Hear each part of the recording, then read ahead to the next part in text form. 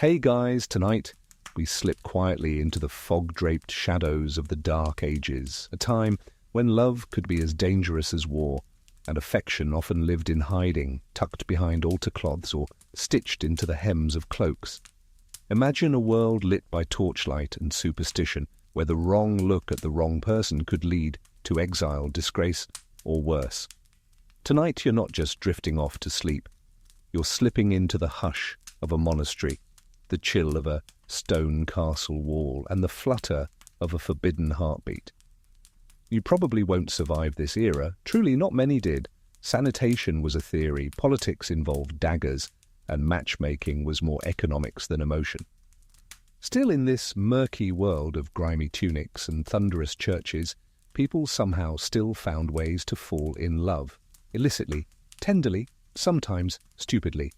So before you get comfortable, take a moment to like the video and subscribe, but only if you genuinely enjoy what I do here. And let me know where you're listening from and what time it is. I love seeing our little time-traveling community grow.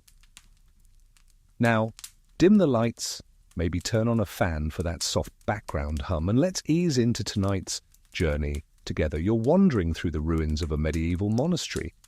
Ivy strangles the stones, the ceiling has long since fallen to time. But as you move slowly through what might once have been a scriptorium, something tucked under a loose slab catches your eye, a scrap of parchment, brittle as dried onion skin. You peel it back, carefully. It's written in Latin mostly, but some words are in a looser hand, familiar, frantic, not quite part of the scripture. You can't help but read it aloud. I have loved him since the feast of Saint Agnes. He does not know, he must never know, but when he reads the gospel, my heart hammers like the blacksmith's bellows. It's unsigned, undated, but you know exactly what it is. A confession of love, slipped into holy text, like a thorny rose pressed between pages. You sit where the writer once sat, cold stone under your thighs. Maybe they were a monk, maybe a student, maybe a bored copyist with ink-stained fingers and a secret heart. You can almost smell the wax, the old ink, the sweat of restraint. Historians still argue whether same-sex relationships in monasteries were quietly tolerated or brutally punished. The answer is murky. Like most things in the Dark Ages, officially there were rules. Oh, so many rules. But what happened behind closed cloisters sometimes blurred the lines between sin and survival. There's a myth, a quirky one mind you, that in some monastic communities the more emotionally expressive monks would carve tiny heart symbols into the margins of shared psalters. Not overt, just little flourishes of devotion disguised as ornamentation. You run your finger along the page, no heart here, but you swear the ink looks shakier on one line, perhaps written quickly while someone approached. Suddenly you're not in ruins anymore. You're back when the parchment was still warm. Candlelight flickers, the air smells of tallow, mould and damp stone. You're hunched over a wooden desk, stylus in hand. You steal a glance across the narrow room. There he is, Brother Marius perhaps, reading or praying, or pretending to. He never meets your gaze. He never has. And yet, tonight you dare write it down, not his name. Never that. Just the feeling, the impossible, aching, inconvenient feeling that you're not supposed to have in this life. Maybe in another. Maybe after death. You tuck the parchment into the binding of your psalter and hope no one finds it.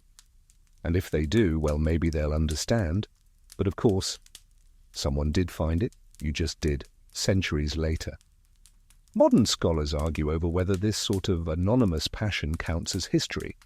Is it just romantic speculation, a sleepy scribble, or a true fragment of forbidden emotion that somehow survived the censors, the rats, and the fires?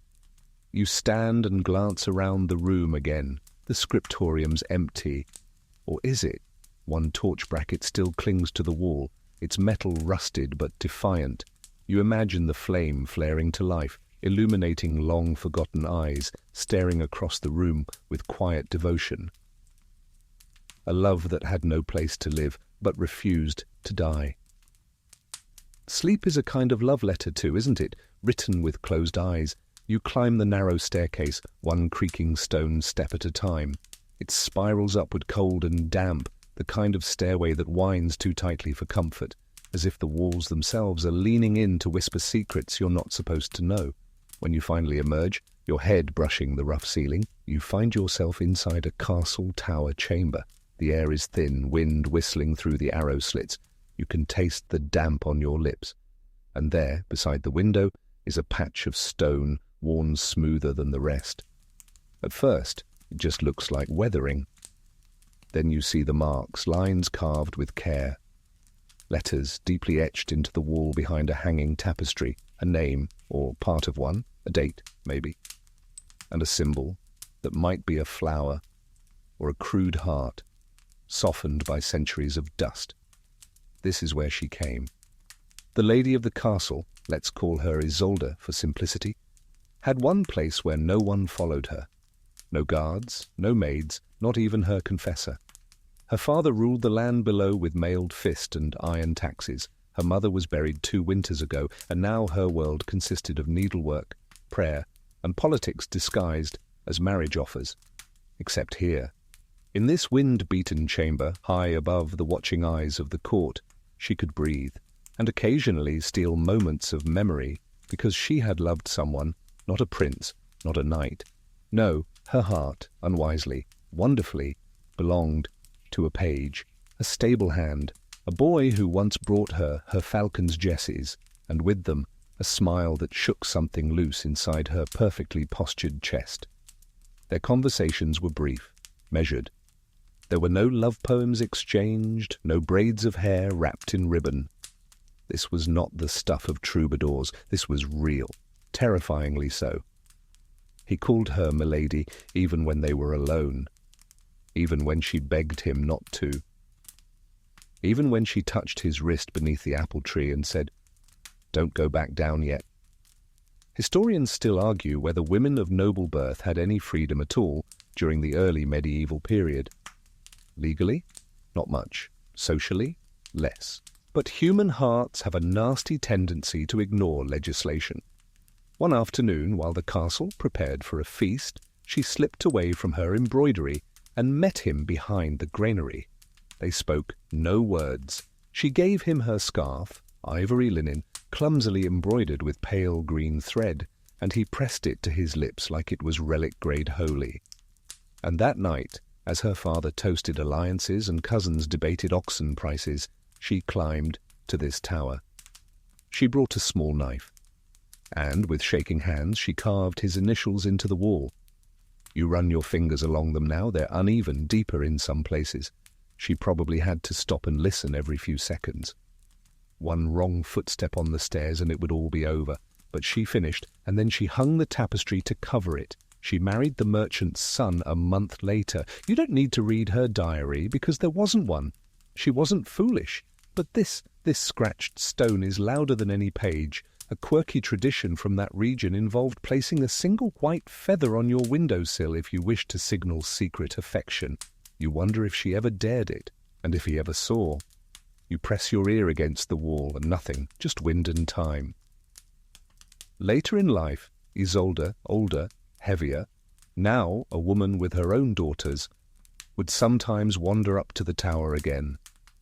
The steps hurt her knees, and the servants begged her to rest, but she always smiled tightly and said she just needed air. She'd sit in this chamber, sip watered wine, and stare out over the fields. She never looked at the wall, not once. But if you caught her reflection in the narrow glass, you might notice her lips move, mouthing the syllables of a name she never got to say aloud more than 3 times. You rest your back against the same stone. It's colder now, though maybe that's just your imagination, or guilt on her behalf. You'd think this story ended sadly. And yes, it's not a fairy tale ending. But perhaps that carved name was never meant to be an ending. Maybe it was just a way of insisting, I felt this, I loved once, even if no one believes it now. The wind through the slits picks up. It rattles the tapestry slightly. A brief glimpse of the carved heart peeks through, just for a moment, before fabric settles again. And like that, her secret's hidden once more. The path winds downward now from the chilly heights of the castle tower to the low, muddy commons where life smells of hay, sweat, and something faintly like turnips. You brush past a wooden gate and into a narrow stretch of pasture where crooked fences lean like they're too tired to stand up straight, and chickens rule the lanes with more confidence than the Lord's knights ever could. You're in the village now, just past the baker's, beyond the thatcher's hut, and nearing a sloped meadow where two peasants are pretending to weed the same patch of stubborn clover for the third night in a row. You squat by the hedge and peer through, unnoticed. The sun is low. There's that soft, dusky glow that makes everything look like a dream wrapped in damp wool. One of them, let's call him Jorin, is tugging absently at the grass. His tunic is torn near the shoulder. He doesn't seem to care. He's watching someone else, a girl, maybe 16. Straw-blonde hair, smudged apron, bare feet calloused by years of frost-hardened paths. She's pretending to be very focused on a pile of dandelions. They are pretending not to notice each other. They are also very bad at pretending. She moves closer. A goat bleats accusingly nearby. You'd swear it's trying to tattle. The world of medieval peasantry wasn't glamorous. Love didn't come wrapped in sonnets or serenades. It arrived in the form of shared bread, stolen glances during hay-cutting, or the casual brush of elbows during feast days. Historians still argue whether peasants had the luxury of romance at all, what with all the dying of plague and breaking of backs.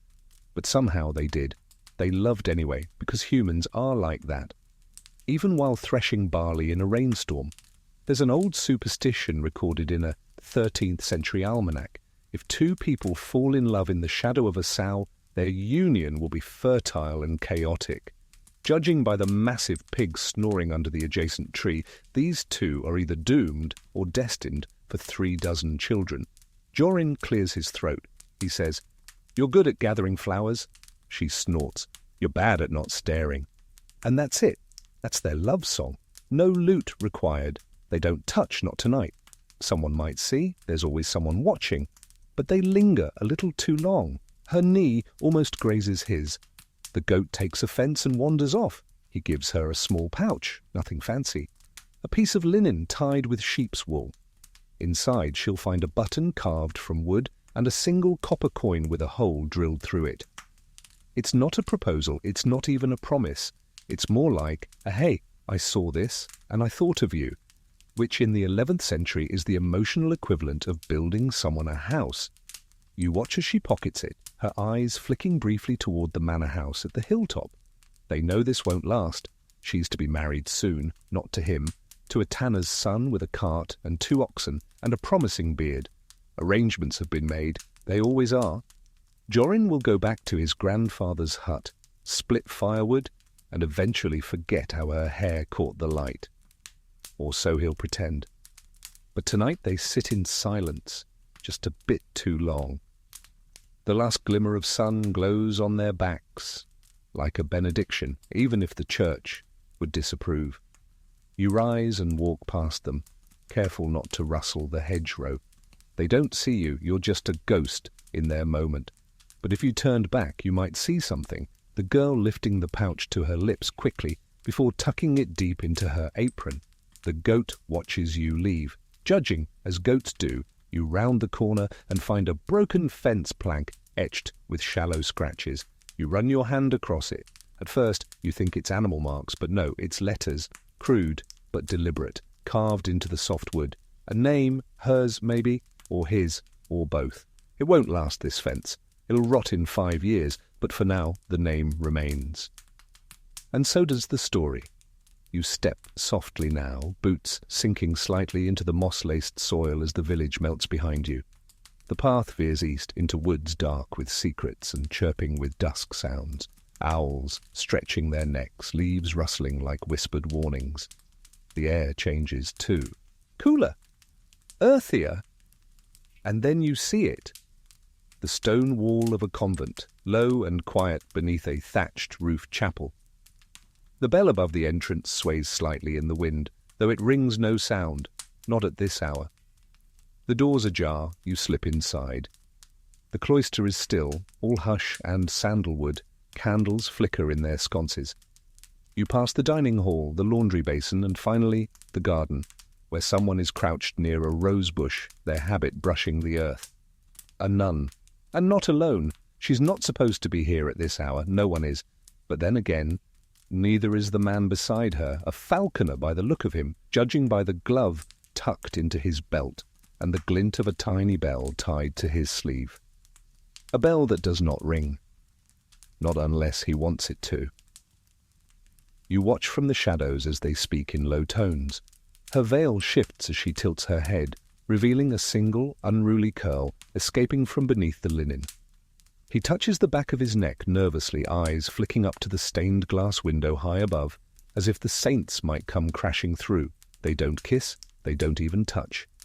But oh, the tension in the air could slice bread. Historians still argue whether convents were prisons or sanctuaries. For some women, they were havens, places of learning, stability, and independence. For others, they were cages, sealed off from the life they might have had. Love, in any case, was not part of the curriculum, except when it was. There's a delightful bit of monastic folklore that claims a nun once trained her falcon to deliver messages to her lover in the village below. Tiny scrolls tucked under wings, sealed with wax and prayer. The church eventually caught on when the bird accidentally dropped a message onto a bishop's bald head during a sermon. You glance at the falconer again. His bird is perched silently on his shoulder now, hooded, docile, its feathers gleaming in the low candlelight. The nun leans forward slightly. Not touching, just daring. "You shouldn't be here," she whispers. But her voice doesn't match her words. He replies, "You lit the lantern?" She looks away. "I light it every night." That's new. You can practically hear the string snapping in his chest. She tells him about the herbs she's been growing. Feverfew, valerian, thyme. She weaves the names together like a poem. He listens, mouth slightly open, as if each syllable is more intoxicating than the last. You settle on a low bench, suddenly sleepy from the scent of night-blooming jasmine curling around the cloister stones. The nun pauses, her voice catching. "I dreamed of the forest again," she says. He doesn't ask what happened in the dream. He just nods. She plucks a sprig of something from the garden bed. You can't see what it is. Maybe rue, maybe rosemary. She presses it into his gloved palm. It's so small it barely counts as a gift, but when he folds his fingers around it, you feel the entire world tilt. They part soon after. He ducks into the dark, the falcon trailing behind like a shadow with wings. She remains in the garden, kneeling among the plants as if she never left. When morning comes, no one will question her. She is, after all, the herbalist, and plants don't gossip. You rise from the bench and pass beneath the chapel's arch once more. Something flickers above you. You glance up. On the stone just beneath the eaves, where vines cling tightest, someone has etched a sigil into the mortar. A falcon mid-flight, wings outstretched, beak open in silence. It's barely visible unless the candlelight hits it just right. Maybe it was carved by a previous lover, or maybe it was her one sleepless night while the others prayed. Either way, it's there. So is the story. The convent fades behind you, swallowed by the trees and time, and your path curves toward a market village, quieter now since the stalls have shuttered and the pigs have found sleep in their pens. But one building still glows with the amber warmth of firelight. The bakery. You duck beneath the low lintel and breathe in the scent of flour, ash, and just a trace of nutmeg. Inside, a girl works alone. She's maybe 17, her sleeves dusted in white, her fingers moving with the kind of rhythm that only comes from years of repetition. Knead, fold, tuck. She glances at the clock, but of course, there is no clock. Just a small hourglass in the corner, turned by her father before he went to bed. She moves to the oven and pulls out a row of golden loaves, steam wafting like spells from their crusts. And then, glancing quickly toward the hallway, She reaches beneath her apron and pulls out a folded scrap of parchment. You watch as she slices open a fresh loaf, delicately, surgically, and slips the note inside.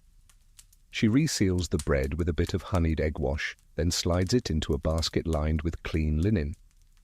This isn't her first time. The bread will be delivered in the morning to a manor outside town. Her father thinks it's just a standing order for the Lord's hunting party. But she knows better, and so does the recipient. Historians still argue whether literacy among medieval women was as rare as once believed. Some studies suggest that bakers' daughters, those who handled orders and receipts, were more literate than many squires. This girl clearly knows how to write. And she writes well. Tonight's note says only 3 words. The rose bloomed. It doesn't mean anything to you, not yet. But to him, the manor's steward, it means tonight is safe. No patrols, no suspicious eyes. A quirky footnote from a 14th century diary describes how lovers sometimes used baked goods to send coded messages, burn marks on crusts, slashes in the dough, even the number of seeds sprinkled on top. Caraway for longing, sesame for secrecy, poppy seed if it was safe to meet, like edible semaphore. This loaf, lightly dusted with sesame. You smile. She returns to her kneading. The room grows warmer. The cat by the hearth stretches and rolls over, purring like a quiet secret. You sit on the low bench near the fire and imagine the journey the bread will take. Carried by cart or boy or servant, bounced along cobbled roads before being sliced by a knife that has no idea it's severing something more than flour and yeast. Her hands move expertly now, shaping the next batch. But every so often she hums a tune, not quite a melody, just a thread of sound meant to keep her company. Somewhere, not far from here, he waits. A man who wears fine boots and carries keys that rattle softly when he walks. He's not a knight, not a noble, just a steward trusted enough to manage the Lord's wine and linens. He first saw her last harvest, when the bakery's cart broke a wheel near the manor gate. She was the one who stayed behind to fix it. He was the one who offered water. They've never touched. Not really, just a brush of flour on his glove, just a shared breath, too close in the storeroom. But it was enough to spark a hunger no bread could ease. You glance toward the cooling rack. 12 loaves, 11 ordinary, 1 carrying a message. She arranges them just so, places the special one off-center, always the 4th from the left. That's their signal. She lifts the basket and carries it to the back door. It creaks as she opens it. She pauses, breath visible in the moonlight, then sets the basket down for collection. You linger as she returns to her table, wiping her hands on her apron. Her eyes drift toward the fire. Tired, but not sad. She knows what she's done, what she's doing. There's a knock at the front door. 3 soft raps. She freezes. Too early for delivery, too late for customers. She opens it a crack. A cloaked figure stands there, not speaking, only holding up a sealed pouch. Inside you glimpse a velvet ribbon and a small square of embroidered linen, the same fabric she once tied around a sprig of mint and tucked into a loaf 3 months ago. She takes it with trembling fingers, nods, closes the door. The cat watches with narrowed eyes. Tomorrow, when her father asks if she remembered the morning's delivery, she'll nod and smile and say nothing of notes or sesame or velvet. But for now, the fire crackles on. The hourglass empties its sand, and the bread cools in silence. You leave the warmth of the bakery behind and wander down a narrow dirt path winding between hedges, your breath fogging gently in the night air. Lanterns flicker dimly in cottage windows, but you avoid the light. You head instead toward a clearing near the edge of the village, where the air grows damp and the gossip thickens. There's a cottage here. Stone base, sagging roof, ivy curling up the chimney like fingers trying to claw their way to heaven. You've heard the rumours, everyone has. They call her a witch. They always do. But really, she's just a woman. Mid-30s maybe, older than a maiden, too young for a crone. Her garden grows in odd rows, lavender and belladonna side by side. Her goats are quiet. Her door is never barred. You approach slowly. The candle inside throws shadows on the wall, just one figure moving gently, deliberately. She was once a healer.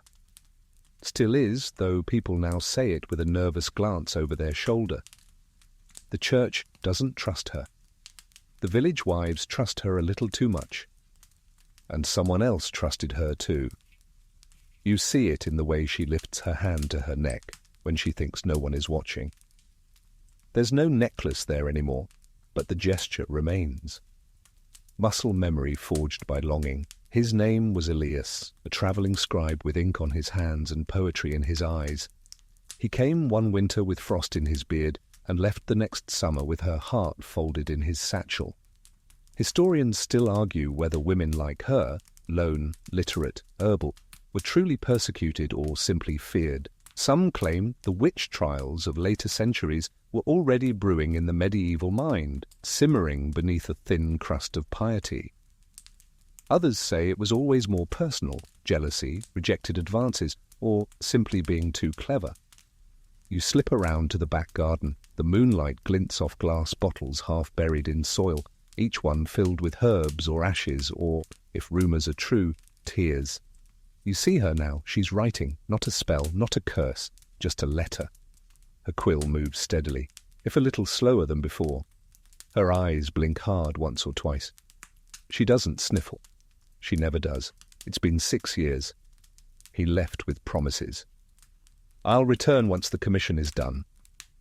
He never said where exactly he was going. He never sent word. People say he died on the road or found another or forgot, but she hasn't. She keeps the fire lit every equinox just in case, and each spring she writes him a new letter, never mailed, just folded, sealed with wax, and placed on a shelf high above the hearth where spiders weave around it and smoke curls past like shy ghosts. There's a strange tidbit from a 12th century alchemist's journal about a memory ink, a tincture brewed from foxglove, honey, and midnight rainwater, said to preserve emotion so powerfully that even reading it aloud could bring back forgotten love. There's no proof it ever existed, but she swears the letters still carry his warmth when she holds them. Tonight's letter says, I found the blue iris blooming early this year. You once said it looked like the sky regretted something. I think I do too. She doesn't cry. She folds the page, presses her ring finger into the seal, and adds it to the shelf with the others. The candle wavers, as if in response, or just from a draught. Outside, a fox yips once and goes silent. You step closer to the cottage wall. There, scratched faintly into the stone by the back door, is a sigil. 2 looping letters joined at their stems. Not his initials, not hers, just something they invented, their own language, their own shape. She walks past it each day, but never touches it. Because love like that, love that scorches and lingers, doesn't need reminders.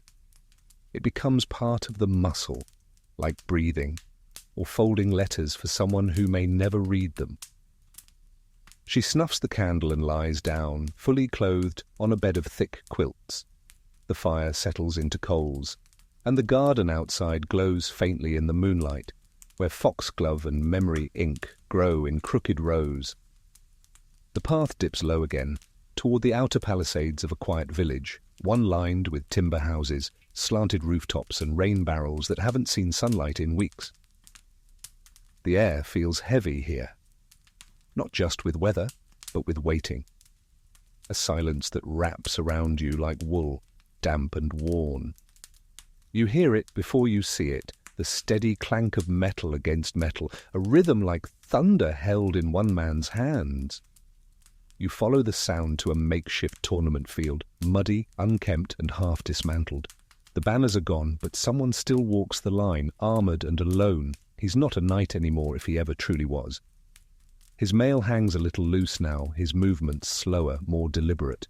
He holds his helm in one hand, his other clenching a folded piece of cloth so tightly you think it might turn to dust. You stay in the shadows near the edge of the fence, watching him. He's crying, not loudly, not dramatically, just tears slipping silently down his stubbled cheeks. carving faint tracks through the grime. His horse stands nearby, patient and still, as if it knows this scene well. This is Sir Alaric, or was. Once a rising champion, admired for his lance and his jawline in equal measure. But today he is none of those things. Today he is simply a man grieving something he cannot name aloud. Historians still argue whether medieval tournaments were more about combat or courtship. Some say they were blood-soaked, bragging rights. Others insist they were theatre, romantic posturing wrapped in steel. But for men like Alaric, it was always about her. Her name, you'll never know. She was of noble blood, promised to someone far above his station. They met during a feast, briefly. He offered her a rose carved from bone. She laughed, said it was grotesque, then tucked it into her sleeve and didn't stop smiling the rest of the night. It was enough. From that moment on, every time he entered the arena, he wore something of hers, a blue ribbon tied beneath his armour, a tiny scrap of her embroidery sewn into his sleeve lining. A coin she once dropped, now worn smooth by the press of his thumb during every charge. And every time he won, he didn't smile. He didn't raise his sword. He just looked up at the gallery where she never sat, because she was gone. Not dead, worse. Married off. Sent to a cold keep in the north, where the walls were higher than the ceilings, and the windows never opened wide. They exchanged letters once, just once, carried by a merchant who owed Alaric a favour. She wrote, "I dream of dust, but I remember your hands, blistered and sure, as if you were made to hold something difficult." He never replied. What could he say? "I think of you every time I fall." "I kissed your ribbon before I shattered my arm." No, silence was more bearable. But now, standing alone on the field long after the banners have been taken down, he presses that old cloth to his chest and sinks to one knee. A quirky detail from a 13th century fencing manual. Some knights would bury tokens of love beneath the lists before a duel, believing it would give them strength. Alaric did that once, buried her ring beneath the starting line of a tournament he never finished.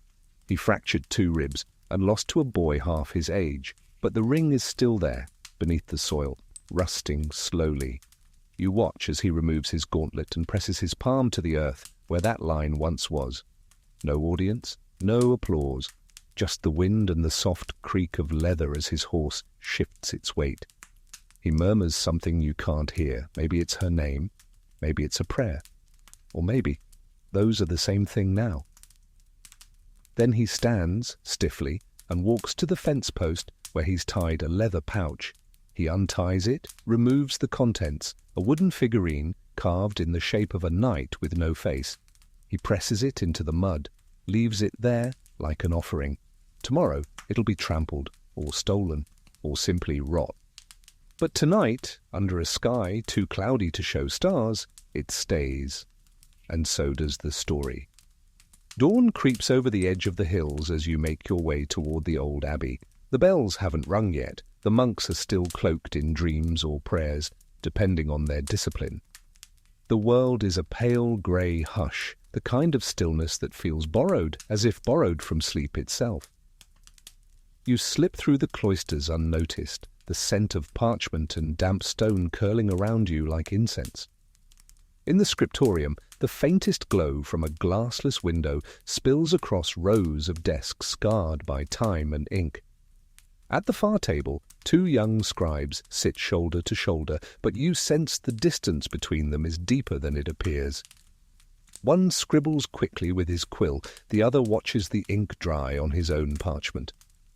Their heads are bent, their robes identical, but their hearts wildly out of sync. You can tell by the silence. The air is tight with it.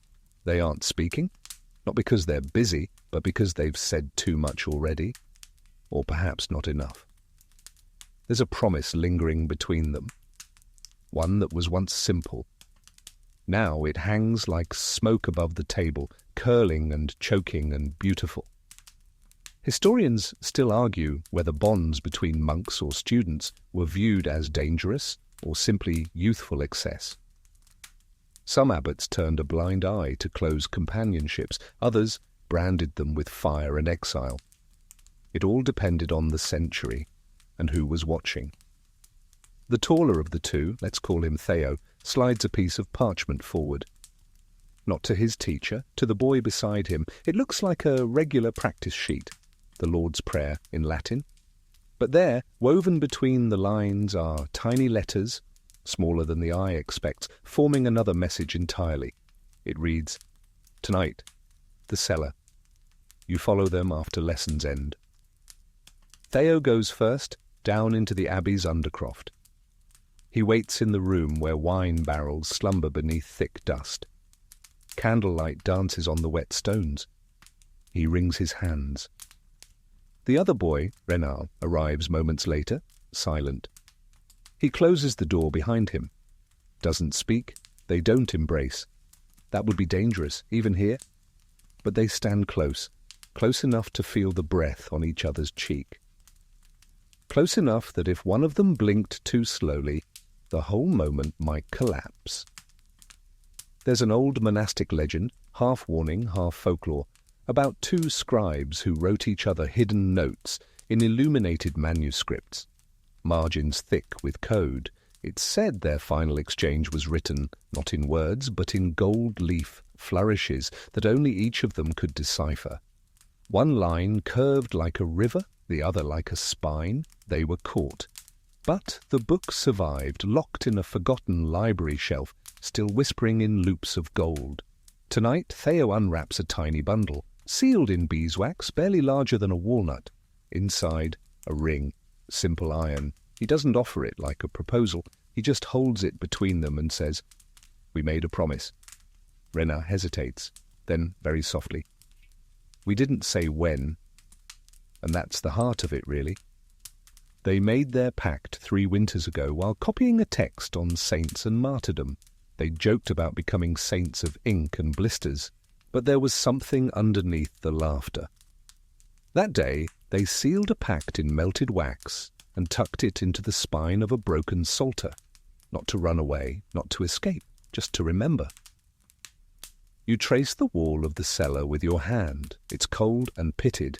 One brick near the corner bulges slightly. You lean closer and see faint markings, a date, a tiny crescent moon, and 2 initials, scratched together so tightly you can't tell where one ends and the other begins. Maybe it was carved that night, maybe years later in secret, or maybe not at all, and your sleepy mind is playing tricks on you. Still they stand there, eyes locked. The candle burns low, the ring stays between them. No one moves, they don't need to. Some promises are like ink pressed into vellum, permanent, even when faded. Tomorrow they'll return to their desks, they'll copy psalms, they'll bind books, they'll nod respectfully to the abbot, and say nothing of the cellar, but they'll know, and so now do you. The chill of the abbey gives way to the quiet dread of a village under curfew. You step cautiously over guttered candles and discarded sandals, skirting the edges of shuttered homes where smoke barely curls from the chimneys. The plague has returned, or maybe it never left. You can smell it. Pungent herbs stuffed into window cracks, vinegar splashed across door frames, the sharp metal tang of fear hanging thick in the air. At the centre of town stands a wooden frame with a large iron bell. It hasn't rung for hours. That, you know, is a bad sign. You wander toward the alley behind the chapel, where the light from a tiny lantern flickers faintly against the wall. Someone waits there, cloaked and still, a shape wrapped in shadow. You step closer. It's a girl, Margelle perhaps, young enough that her hands are still calloused from chores, old enough that her eyes are heavy with knowing. She holds the lantern low, the flame barely illuminating her boots. She's not here to pray. Across from her, half concealed in the arched doorway of the chapel vestry, stands a boy, lean, pale, coughing lightly into a kerchief. That's Jocelyn. He hasn't been seen during the day in weeks. Most assumed him dead, but here he is, alive, sort of. You press into the shadows to watch what unfolds. They don't speak. There's no need. They have long since passed the point where words do anything but tremble. Instead, they sit on opposite ends of a fallen column, 6 feet of dirt between them, the bell above their heads creaking softly in the wind. Historians still argue whether lovers during plague times were more reckless or more restrained. Some records show a sharp rise in secret marriages.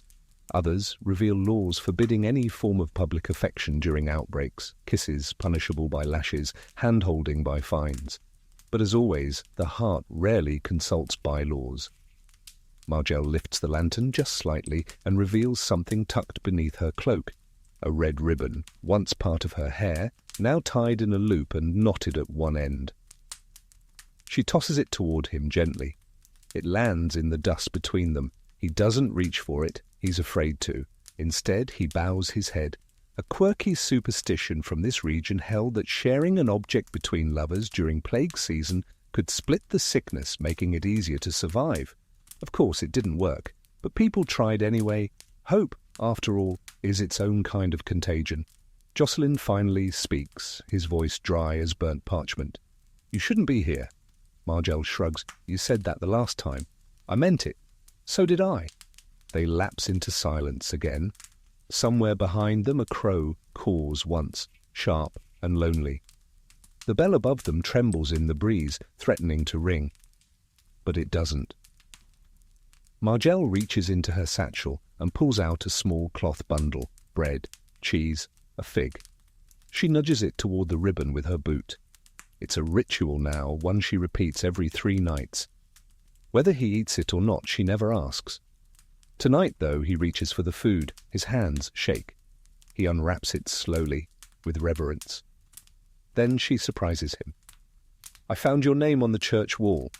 He freezes. "It's etched behind the choir bench," she continues. "With mine, you did that." He says nothing, but you see it in his eyes. Yes, a memory blooms midsummer, 2 years ago when they snuck into the chapel after Vespers. Candles still warm, the altar drenched in golden light. She sang a hymn out of tune. He kissed her fingertips and called it holy. She draws something from her pocket, chalk, pale blue. She kneels and with quick flicks of her wrist draws a small circle on the stone between them. Then she adds 2 dots, eyes, a curve, a smile. "I'm leaving this here," she says. "So you remember when I can't come?" He nods. They don't say goodbye. Just as the lantern flame sputters low, she stands and turns, walking back through the alley, her shadow stretching behind her like a ribbon of dusk. Jocelyn watches her until she disappears. Then he picks up the ribbon she left behind and holds it to his chest. The plague doesn't care for love stories, but somehow they still happen. And sometimes they survive. You follow the morning light northward, up a slope dotted with grazing sheep and the occasional patch of stubborn snow that clings to the earth like a secret. At the crest of the hill stands a timber stable, squat and weather-beaten, its beams blackened by years of smoke and wind. A raven perches on the roof, eyeing you like a bored sentinel. You slip inside quietly. The air is warm with hay and horse breath. You hear a rhythmic brushing, the sound of straw on wood, and then a soft hum. At the far end, near the rear stall, a woman leans over a feed trough, her skirt tucked up, sleeves rolled to the elbow. Her name is Freydis, and she's humming to herself, not because she's happy, but because it keeps her from crying. She's staring at a rough wooden beam, one you wouldn't have noticed if not for the pale scratches carved into its side. Runes, Old Norse, jagged and half-hidden beneath a clump of cobwebs and dust, but they form a message all the same. You tilt your head. It's not poetry, it's not scripture. Just 4 words, chipped awkwardly into the grain. "I wait for you." And just below, the edge of a handprint. A man's, pressed into the wood with charcoal long since faded, like a ghost's high five left behind in desperation. Freydis stops brushing. She sits on an overturned bucket and stares at the runes. Doesn't speak, but you can almost hear the rest of the story just from the way her hands stay clenched. He was a raider, or so they said. A trader, by his own claim. He arrived in town 2 winters ago, dragging furs and salt and coins that smelled of foreign smoke. His name was Ketil, broad-shouldered, eyes like melting frost. Dangerous, but kind. Too kind for someone always watching the door. Historians still argue whether Norse outlaws were truly hunted men or merely political scapegoats. The sagas romanticize them, of course, painting them as brooding warriors wronged by law, but the truth, as always, is buried somewhere between the myth and the gallows. Freydis met Ketil when she helped mend a horse he'd half-crippled with his rough riding. He apologized with flowers and silence. She accepted with sarcasm and cider. Somehow, between stable chores and barter-day brawls, they found their way to each other. They never kissed in daylight, never held hands in public, but they carved runes beneath the fence posts. They arranged stones in the creek to spell messages only they could read. They tied bits of red cloth to the alder tree when it was safe to meet, a quirky belief held in some coastal villages. Red cloth wards off betrayal. You wonder how well it worked, because one night Ketil vanished. Freydis waited a week, then 2. She checked the alder. No cloth. She checked the hearth behind the tanner's shop where he used to leave pebbles as signs. Nothing. But when she came here to the stable, she found the runes, fresh, jagged. "I wait for you." He had come, briefly. He'd come knowing he couldn't stay. Someone had recognized him, someone with a long memory and a shorter temper. He left before sunrise, too early to wake her, too late to explain. And now she visits this stall every week, brushes the beam, sits on the bucket, hums his song. There's a jar tucked behind a bale of hay. Inside it, a strip of red cloth, still tied, still waiting to be hung again. You glance up at the rafters. Carved there, where the light catches just so, is a second line of runes, fainter, nearly worn away. You squint to read them. "I still do." Maybe it's her reply, maybe it's a dream. Maybe he came back once more, unseen. Either way, she looks up, sees the same light catch the beam, and smiles without smiling.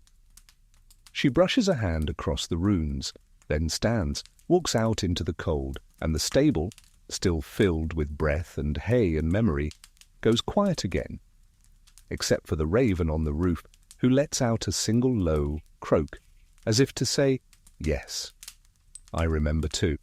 You head south now, where the terrain softens into rolling fields and apple orchards gone bare in the crisp wind. The grass underfoot is yellowed and brittle, the kind that crunches faintly with every step. A chapel bell tolls in the distance, not for mass, but for something quieter. A wedding, perhaps, or a funeral. In some towns those sound the same. You arrive at a small stone chapel nestled between hills. Modest, with wooden doors reinforced by iron bands and a slate roof that has outlived everyone who built it. Around back, where the chapel garden lies overgrown with dead lavender and tangled rosemary, 2 figures sit side by side on a bench beneath the arch of a thornless rose vine. They are both men, and they are not hiding. You pause, heart gentle, feet still. This is rare. This is delicate. One of them, older, grey hair pulled back in a ribbon, cloak neat despite the weather, holds a prayer book. The other, younger, his clothes more worn, hands dirt-stained, leans in, head resting against the other's shoulder. Neither speaks, they don't need to. You sit on a nearby stone and listen to the air hum with bees that aren't there. This is a silent marriage, one with no priest, no crowd, no feasting. Just this. Just. Now. Historians still argue whether same-sex unions were secretly sanctioned in the Middle Ages. A few records exist, obscure church blessings from 11th century rites of adelphopoiesis, or brother-making. Officially, they were spiritual bonds, but the language used, shared beds, exchanged vows, holy kiss, well, let's just say interpretations vary widely. These 2 don't need documents. They've exchanged something older than parchment. You can see it in the ring one of them wears on a leather cord, and the matching one on the other's finger. The leather ring, they say, is for hiding. The worn silver one for surviving. A quirky bit of folklore from Brittany tells of moon vows, spoken just once under a waxing moon, and believed to last exactly 7 years unless renewed. Each year, the pair must look at the moon together in silence for a full minute. If either speaks first, the vow breaks. They observe this ritual quietly, reverently, even on cloudy nights. Today there is no moon, only the pale winter sky, empty and still. But they sit here anyway, perhaps because they promised to, perhaps because it's been exactly 7 years. The older man turns a page in the prayer book. You catch a glimpse, not Latin, but poetry, local dialect, scratched in a clumsy hand, a poem they wrote together, hidden in plain sight. One verse reads, "Well, if God made stone to hold its warmth, then surely he knows why your hands fit mine." You don't cry, but you do something close. They stay there for an hour, maybe more, just breathing, just being. When they rise, they each place a hand on the rose vine, an old one, nearly dead, yet still blooming a single late blossom. The younger man plucks it gently and tucks it behind the other's ear. The older one chuckles, and for a moment you glimpse mischief, memory, years of whispered laughter between ruined tapestries and stolen wine. They walk away hand in hand, not hiding, not loud, just enough. You wait until the wind picks up, then step to the bench where they sat. On the underside, scratched faintly into the wood, are their initials joined by a tilting heart. A clumsy one, drawn years ago, likely with a knife that also cut bread and kindling. It's uneven, it's not beautiful, but it's there. And so is the story. The trail narrows into a path of gravel and crushed shell, leading you past rows of workshops where the air smells of soot, hot iron, and secrets. You're entering the artisan quarter now, a place of trade and sweat and patience. Hammers ring out in regular rhythm, leather stretches on frames, and above it all, the gentle hum of labour keeps time with the sun.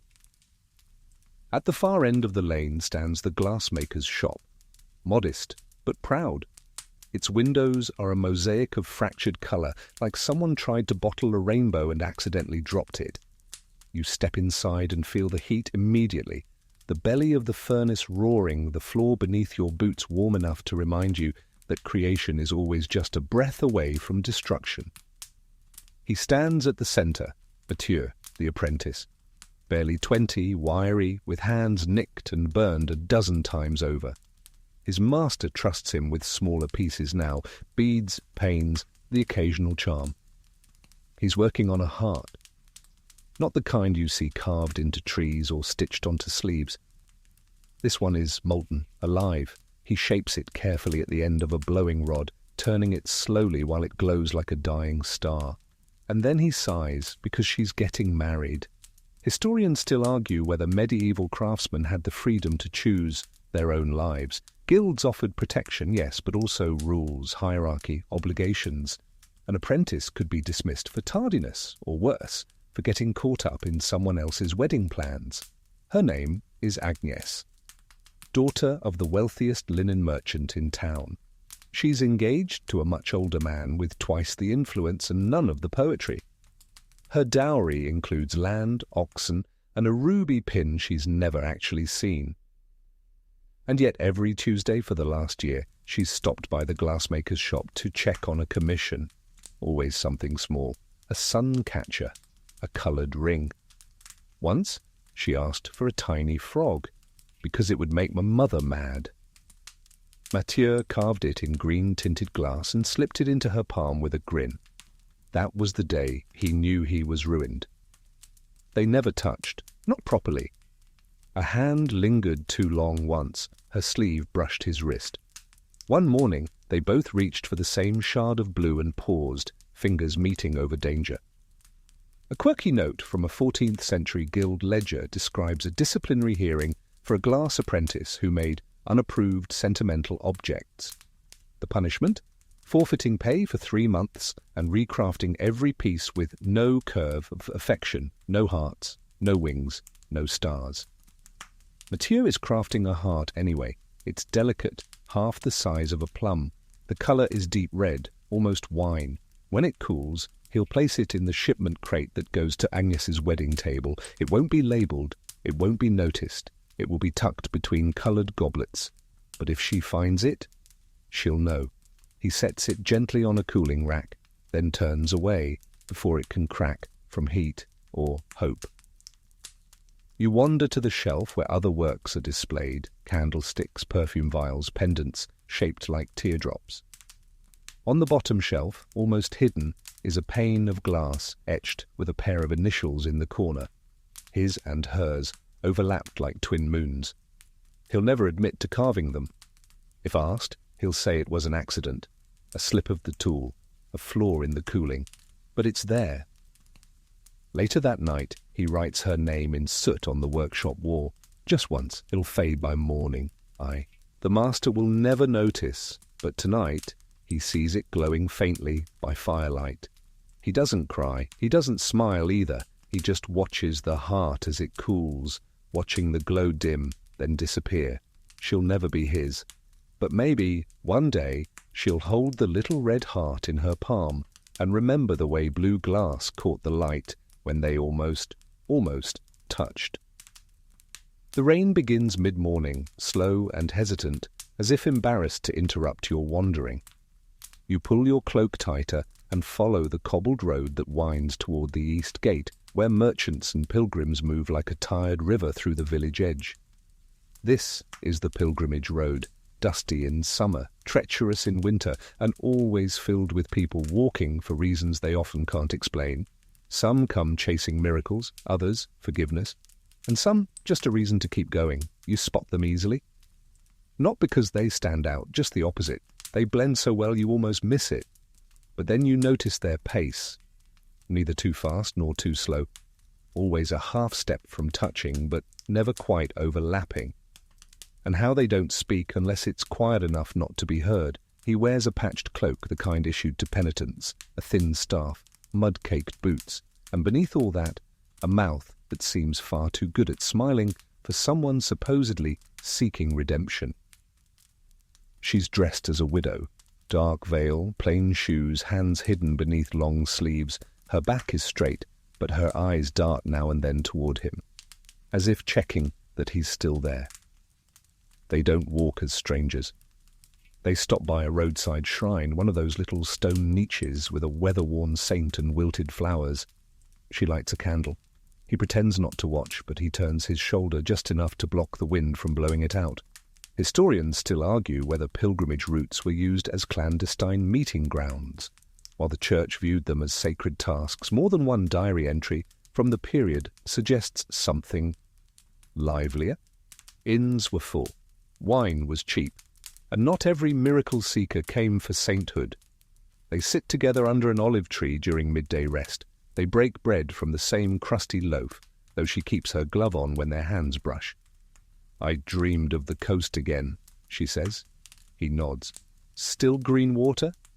"Still cold," she replies. A quirky legend clings to this particular road. If two pilgrims share wine beneath a sycamore, and one whispers a secret while the other hums, their journey together will last longer than their destination. You watch now as he pulls a flask from his satchel, offers it. She hesitates, then sips. He hums, barely audible. She smiles into her cup. No one sees, or maybe they do and choose not to look. That night they stop at a traveller's hospice.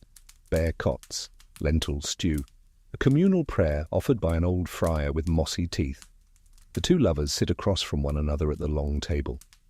They speak to others, laugh when they must, but their eyes always return to each other like hands drawn to warmth.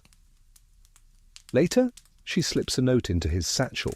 You see her do it. He doesn't, not yet. A bit of folded parchment tucked beside a heel of bread. Written in charcoal the words, 3 more days until the crossroads. After that we walk separately. Say it now or not at all. The next morning he finds it. Reads it in silence beneath a fig tree while the others pack up. He doesn't look at her when she walks past, but as they set off again, she finds her gloved hand brushing something in her pocket. A small token, smooth, warm. She pulls it out and smiles. It's a seashell. from no coast nearby. You trail behind them, the sound of boots on gravel like a slow heartbeat. The sycamores whisper above, and just for a moment the clouds part and let a shaft of light fall on the path ahead. Neither of them notices, but you do, and you smile, because even if they walk separately at the crossroads, right now they are walking together. And so now are you. The crossroads come quietly. You don't even notice at first, just a fork in the road flanked by a mossy milestone and a shrine missing its saint. The trail splits here, one path climbing toward the coast, the other winding back inland toward old forests and the borderlands beyond. You pause beneath a hawthorn tree, just as they do, the two pilgrims. She stands with her hands folded. Her cloak shifts in the wind like a thought almost spoken. He watches the stone at the center of the fork. Someone, years ago, maybe centuries, scratched a single word onto its face. Choose. And this is the moment. But before that, before they go left or right or back or forward, he finally speaks. I think, he says, that I loved you because I wasn't supposed to. She nods. And I think I did too. Not do, did, past tense, because there are people behind them now, other pilgrims, townsfolk, priests, and people ahead, and somewhere in between, that fragile space where honesty lives only for a moment, like dew that vanishes as soon as the sun notices. They stand silently, just long enough to make it hurt. Then she takes the inland path. He watches her go, and now you're walking forward again, back into the village, toward the low-walled farmstead, with the red shutters and the crooked chimney that leans like it's listening. You knock once, and then wait. The door opens. It's dark inside, smoky, warm, and inside is her. Not the widow from the road, not a girl, not quite an old woman either. Her name is Elspeth, and she looks up from her sewing as if she's been expecting you. You'll want the back room, she says. You pass through the house, narrow hallways, bunches of lavender tied to rafters, a faint odour of roasted onions, and come to a room with a wooden bed and a man asleep beneath a threadbare blanket. His name is Thomas. You remember now the mistaken identity, the one whose story slipped sideways. It started at a harvest festival years ago when Elspeth danced with a man in a dark green cloak. He told her his name was Elias. They drank cider, they kissed under the cider press. And she loved him. But Elias wasn't who she thought. It was Thomas all along, his twin. He'd come in disguise, wearing his brother's cloak as a joke, meant to reveal himself, meant to confess. But he saw the way she looked at Elias, saw something bloom in her eyes that no one had ever planted before, and he couldn't bear to dig it up.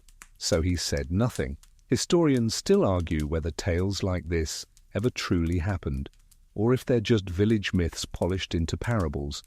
But the written record is silent, and oral history, as always, is both unreliable and deeply true. For months Elspeth wrote letters to Elias. Thomas read every one, never answered, never dared.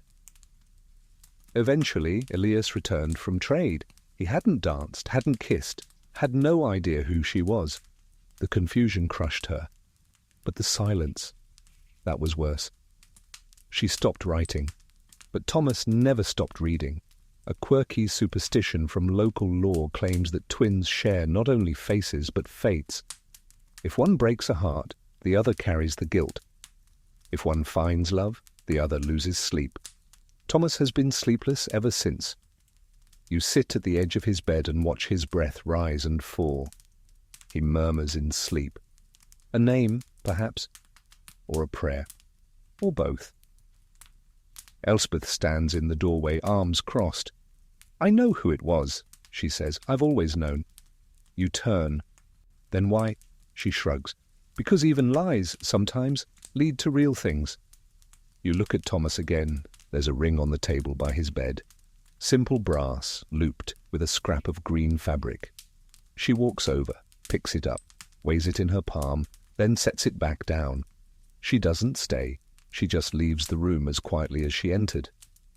You follow. Outside, the air smells of rain and rosemary. Somewhere in the distance, a hawthorn tree drops one red berry to the earth. The path splits again ahead, but tonight you don't choose. You just sit for a while beneath the eaves, listening to a house that holds a story. Maybe mistaken, maybe true, but still, always a story. The rain fades, but the clouds remain. Thick, low and grey, like old wool pulled across the sky. You find yourself at the edge of a village wall where the guard posts are empty and the torches burn without watchers. The gate creaks gently in the wind. You slip through. Outside, the road runs along a ridge overlooking the valley. To your right, a worn stone bench. To your left, a watchtower, barely taller than a tree, more ceremonial than strategic. At its base, a single torch flickers, recently lit. You pause. Someone else is here. He wears a cloak marked with the insignia of the town watch, but the fabric is cleaner than most. Neater. This is no conscript, this is a professional. His boots are polished. His sword is sheathed, though his hand hovers close, and his eyes, they're fixed on the gate. He's waiting. Minutes pass, then a shape moves through the gate's shadow. A figure, cloaked, hood drawn low, steps measured, cautious. She pauses when she sees him. For a moment, neither speaks. Then softly, he says, "You're late." And she replies, "You're still here?" Just like that, the years between them collapse. They don't move closer, not yet. But everything about their stillness shouts of history. He was the night watchman. She, a seamstress by day and a whisperer by moonlight. Their meetings were short, stolen in alleys between patrols and curfews. They never shared a full night, just fragments, just moments. And then came the raid. Foreign mercenaries, fire, chaos. The northern quarter burned. She disappeared. He thought her dead. Told himself that over and over until it became part of his routine. Third bell, check the north wall. Fourth bell, relight the torches. Fifth bell, forget her. Historians still argue whether medieval towns truly maintained night guards, or if most relied on curfews and locked gates. The answer, like many things, depends on wealth, fear, and superstition. But this town, small and stubborn, always had a man at the gate, and for 10 years that man was him. She steps forward now slowly and removes her hood. Her face is older, leaner, but her eyes haven't changed. "I heard the bell last night," she says. Same rhythm, same pause between the third and fourth. He smiles. No one else noticed. "I did." They're quiet again. She carries a satchel, plain linen. From it, she draws a scrap of red cloth, frayed, faded, folded. She hands it to him. He opens it carefully, like a relic. Inside, a broken whistle, the one he gave her before the raid. He'd carved it from bone and said, "If you're ever lost, blow this, I'll come." She never blew it. Not once. A quirky belief from this region held that if you break a whistle before using it, its power becomes internal. It protects not the caller, but the memory. The act of not using it becomes the shield. She kept it anyway, all these years. He closes the cloth and tucks it into his breast pocket. "You found someone?" he asks. "No." He nods. "I stayed in the woods," she says. "Traded embroidery for food, slept in abandoned watchtowers. Once, I climbed a bell tower just to feel the sound in my bones again. You could have returned. I didn't know if I was still wanted." His eyes meet hers. "You were." They stand there, the torch crackling between them. The wind picks up, rustling the trees below the ridge. Somewhere in the valley, a dog barks, far away. She looks toward the gate, then at him. "I can't stay," she says, "but I wanted you to know I survived." And with that she turns. He doesn't stop her, doesn't ask questions. He simply nods. As she disappears into the woods, he returns to his bench, sits, waits. Tomorrow night, he'll walk the same path, light the same torch, blow the third bell with the same pause after the fourth, just in case. Because some stories don't need to end with reunions. They end with a torch still burning. The forest closes around you like a memory. dense, mossy, and full of stories that no one tells anymore. You follow the path that dips into a hollow where the trees lean close together, whispering as the wind threads through their branches. Somewhere ahead is a market town, small and half forgotten, where the river curves just sharply enough to hide things on its banks. You come upon it suddenly like a secret. Stone bridges, timber stalls, weather-worn shingles dripping with last night's rain. You wander toward the edge of the market square where the cobbles give way to dirt. There, between two carts selling root vegetables and mutton pies, is a small folding table. A man stands behind it. His robes are fine, though faded, and his beard is carefully trimmed. His eyes scan the crowd, not for thieves or coin, but for someone.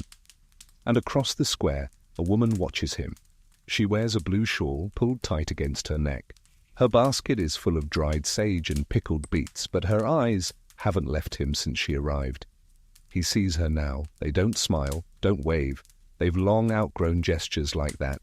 They simply wait until the market thins, until the cries of bartering slow, and then, without speaking, they move toward the old wall behind the mill house. The same place they used to meet when they were young, when she was someone's daughter, and he was no one's yet. Historians still argue whether interfaith relationships in medieval Europe were as rare as the records suggest. Laws certainly forbade them. Jewish and Christian communities lived side by side, yet worlds apart, divided by fear, doctrine, and sometimes literal walls. But stories persist. Letters found hidden in market stalls, names carved into well stones, hints that love slipped through even the tightest gaps. She was the widow of a Christian cooper. He, a Jewish merchant, who passed through twice a year, selling ink, parchment, exotic spices. They had spoken only in stolen moments, bartering phrases turned into coded questions. "How's the weather in Seville?" meant, "Did you miss me?" She once gave him a jar of preserved quince. He returned the next season with a spool of crimson thread, the colour she wore in her hair when her husband still lived. A quirky superstition held in some communities that if you stitched red thread into the lining of your cloak, it would guard you against betrayal.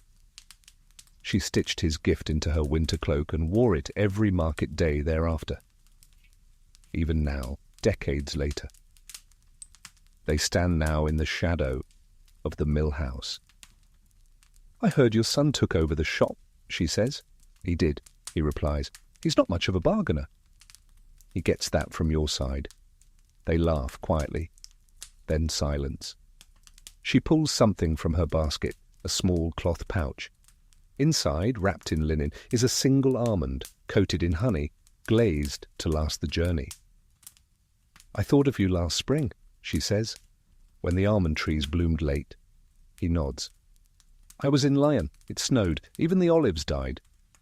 They don't speak of what they were or what they are.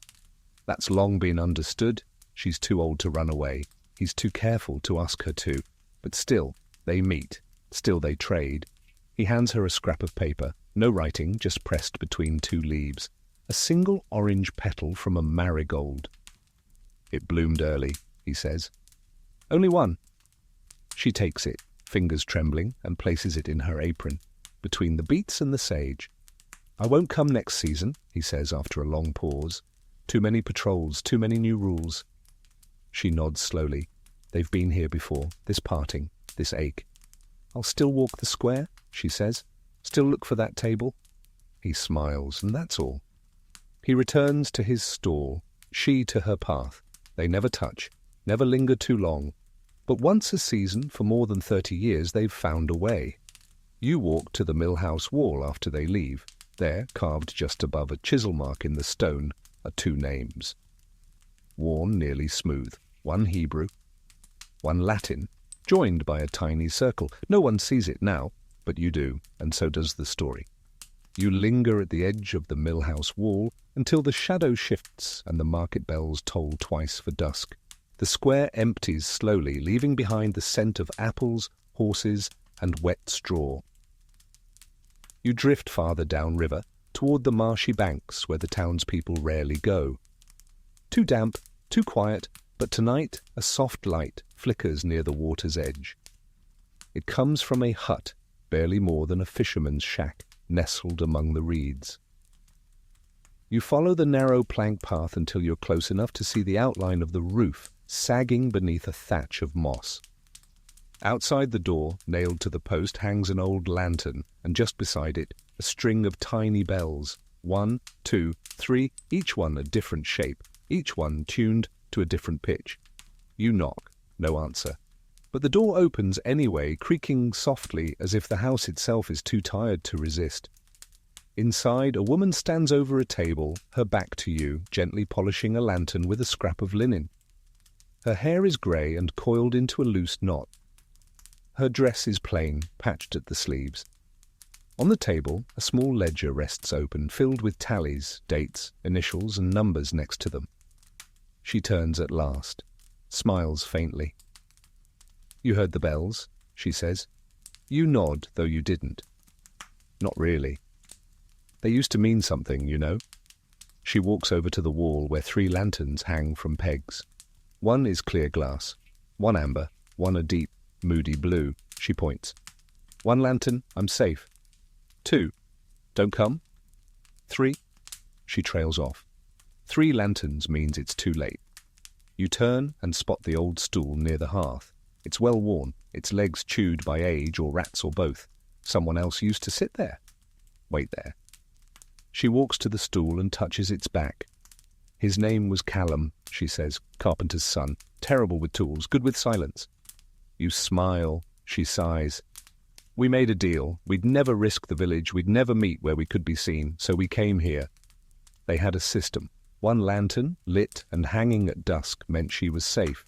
He would come, they'd sit, talk, share tea. Once, on the coldest night of winter, they just sat wrapped in cloaks, not speaking. Just being. 2 lanterns meant danger, gossip, illness, patrols. He would stay away, he always obeyed, until the night she lit 3 by mistake. Historians still argue whether signal systems like these were real or imagined, part of folk romances or spy novels, but scattered records in northern monastic libraries mention courting lights in the countryside, illumination as language, safety measured in glow. She'd knocked over the blue lantern that night, panicked, relit it, didn't realize it joined the other 2 already hung.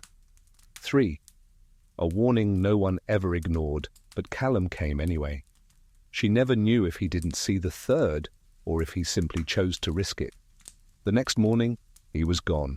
So was the stool. For 3 days she searched, fields, forest, river.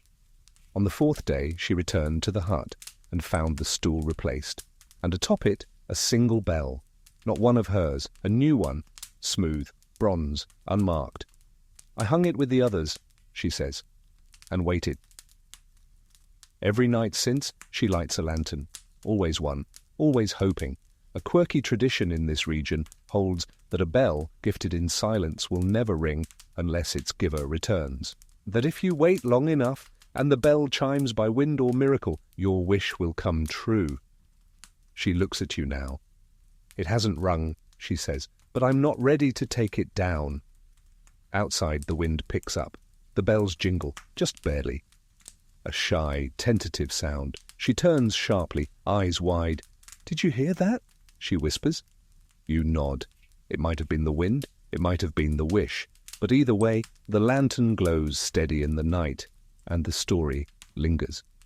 You leave the lantern woman behind, her shack swallowed again by reeds and shadow, and press farther into the woodlands that edge the kingdom's forgotten corners. Here the trees grow wilder. Moss clings thick to trunks, and every branch seems to lean inward as if nature itself is holding its breath. And then you see it, the smoke of a campfire curling against the dusk. Not a village fire, not a hearth. This smoke is thin, low, quiet, the kind that says, "Don't look for me." You tread softly into a clearing surrounded by bramble and hawthorn. A group huddles around the flames, rough cloaks pulled tight, boots worn, eyes sharp. Outlaws, or so the world would call them. But your eyes are drawn to one figure kneeling beside a boiling pot, hair braided tightly, a dagger at her side, her boots better kept than the rest. She moves like someone who once walked marbled halls. And she did. Her name was Lady Rosin, daughter of Lord Allard. Disappeared 3 winters ago. Stolen, they said. Dead, others whispered. But you're looking at her now, stirring onions into a pot like someone who's learned to survive on less. Across the fire sits a man, not a noble, not a knight, just a smuggler. Tunic faded from sun and sin, his gaze never leaves her face. He doesn't speak, but he doesn't need to, because she's here. And she chose to be. Historians still argue whether noblewomen ever truly ran away. Records say taken because it's easier. Cleaner. But letters hidden behind wall panels, court scribes, unfiled notes, and the occasional missing dowry suggest something else. That some women fled not from abduction, but from arrangement. Rosin was betrothed to a merchant twice her age. Her father praised the deal. She practiced her smile, but the day before the wedding she vanished. No note, no carriage, just an open window and a missing cloak. The man across the fire, his name is Merrin, had been a stable thief, picked locks, stole horses, once traded a gold chalice for a jug of cider and a harmonica. But he never betrayed her, and that made all the difference. A quirky saying passed among hedge witches in the West says, if a woman follows a thief into the trees and smiles in her sleep, she was never stolen. You believe it now. Rosin hands Merrin a bowl of stew. He accepts it like it's a crown. Their camp is quiet, efficient. A child coughs in one of the tents. A woman sharpens a blade. A man hums a lullaby no one admits to knowing. These are not cutthroats. They're people without a place. And Rosin, once draped in silk, is one of them now. You glance at her hands as she stokes the fire. There's a ring on her finger. Iron, forged, not gifted, blackened at the edges from work and warmth. She catches you watching. Smiles. I kept nothing, she says, except that. She doesn't name him, doesn't need to. Merrin walks over and rests a blanket on her shoulders. No words, just habit. They sleep in the same tent now, not because it's warmer, but because it's theirs. You circle the camp once more, then pause at a tree near the clearing's edge. On its bark is a small carving, a rose with one thorn followed by a flame. The outlaw brand for vow, no date, no initials, just a symbol. Rosin's vow was never spoken in court, never sealed by priest or paper. But it's here, in firelight and thornwood, whispered into stew and stirred into the mud. And in this clearing, far from stone halls and family crests, it still burns. The forest fades as the terrain rises gently beneath your feet. The trees thin, the wind stiffens, and soon you're following a narrow trail that cuts across a rocky ridge dotted with bracken and crumbling stone walls. Ahead, the clang of iron echoes through the air, not in fury, but in rhythm. Repetition, a heartbeat in metal. You've reached the blacksmith's forge. It's small and half sunk into the hillside, as if the earth itself is trying to keep it warm. Smoke rises lazily from the crooked chimney, and sparks dance through the doorway like fireflies escaping a secret. Inside, the forge glows red and orange, pulsing with heat. You see him now, Calder, the blacksmith, his back broad, arms corded, eyes fixed on the horseshoe he's hammering into shape. Every movement is purposeful, familiar, and utterly unnecessary, because this is the 5th horseshoe he's made today. And he doesn't have a horse. You step closer. The anvil sings under his strikes. The hammer lifts, falls, lifts again. And in between the beats you begin to hear it, not just the sound of labor, but the rhythm of a pattern, morse before morse, code before code. 3 short strikes, 1 long, a pause, then again. It's a message. Historians still argue whether blacksmiths during the Middle Ages developed codes of tapping, especially during periods of conflict or forbidden correspondence. Some say it's a myth, others point to letters, rare, burnt, half-legible, that hint at songs disguised as signals. secret communication embedded in labour. Calder is sending a message now, not to the world, just to one person. You glance up at the rafters, and there, between bundles of hay and old tools, is a worn piece of red cloth tied in a knot. She left it 3 months ago. Her name was Ismay. She arrived with a broken cartwheel and left with a broken heart. Daughter of a tanner already promised to a man 2 towns over. But Calder, gruff, quiet, soft-eyed Calder, lit something in her that she didn't know still burned. They spent 3 weeks repairing that cart, 1 board at a time, 1 hour longer than necessary. By the time it rolled out of his yard, they were both ruined. But she left. She had to. On her final day, she gave him a thread of red cloth from the lining of her dress and said, "When I can come back, I'll leave this on your door again." He nodded, didn't speak, just handed her a horseshoe wrapped in linen. It hangs now by the fireplace, still wrapped, untouched. He hasn't seen her since, but he keeps making them. Each shoe is different. Some are crooked, some perfect, some carved with initials, some just raw iron and heat. A quirky tradition in this region holds that if a blacksmith makes 7 horseshoes while thinking of someone's name and never sells or uses them, that person will dream of him every night the moon is full. Calder has made 23. You sit on a stool and watch him finish the current one. He turns it gently, inspects the curve, then reaches for his chisel. On the inner edge, he carves something faint, 2 lines, a dot, another line, a symbol, repeated from the others. He places it on the shelf. Behind him, a basket holds the rest, all waiting, all perfectly spaced, each bearing the same carved symbol, a quiet brand of devotion. He wipes his brow with a sleeve and finally notices you. "You see them?" he asks, nodding toward the shelf. You nod. "I don't know if she'll come," he says. "But if she does, I want her to know she was never forgotten." You walk to the doorway and glance outside. Wind swirls the ash in the yard, but something new catches your eye. A scrap of red cloth, tied to a nail, just barely, almost like the wind left it there by accident. But Calder sees it too. His hammer slips from his hand. He doesn't run, just walks slowly to the door, boots heavy with years. And then he smiles. 1 more shoe, 1 more symbol, and finally an answer. You follow the breeze down a gravel path that leads from Calder's forge to a sloping meadow speckled with daisies and whispering grass. The light is softer here, gentler. It dapples through branches of elm and birch, casting dancing shadows across worn stone markers. You're at the edge of the graveyard now. Old stones lean like tired storytellers. Some are barely legible. Others wear moss like medals. But one, near the centre, draws you in, not for its grandeur, but for what rests beside it. A woman sits on the ground, not crying, not praying, just sitting. She's wrapped in a shawl the colour of winter pears, her skirt tucked beneath her knees, a basket of wilted lilies beside her. You watch her trace the name on the stone with calloused fingers, then lean in and whisper something so soft even the grass pretends not to hear. The name on the grave, Alaris. The woman's name, Maren. And what binds them? Well, that's the story.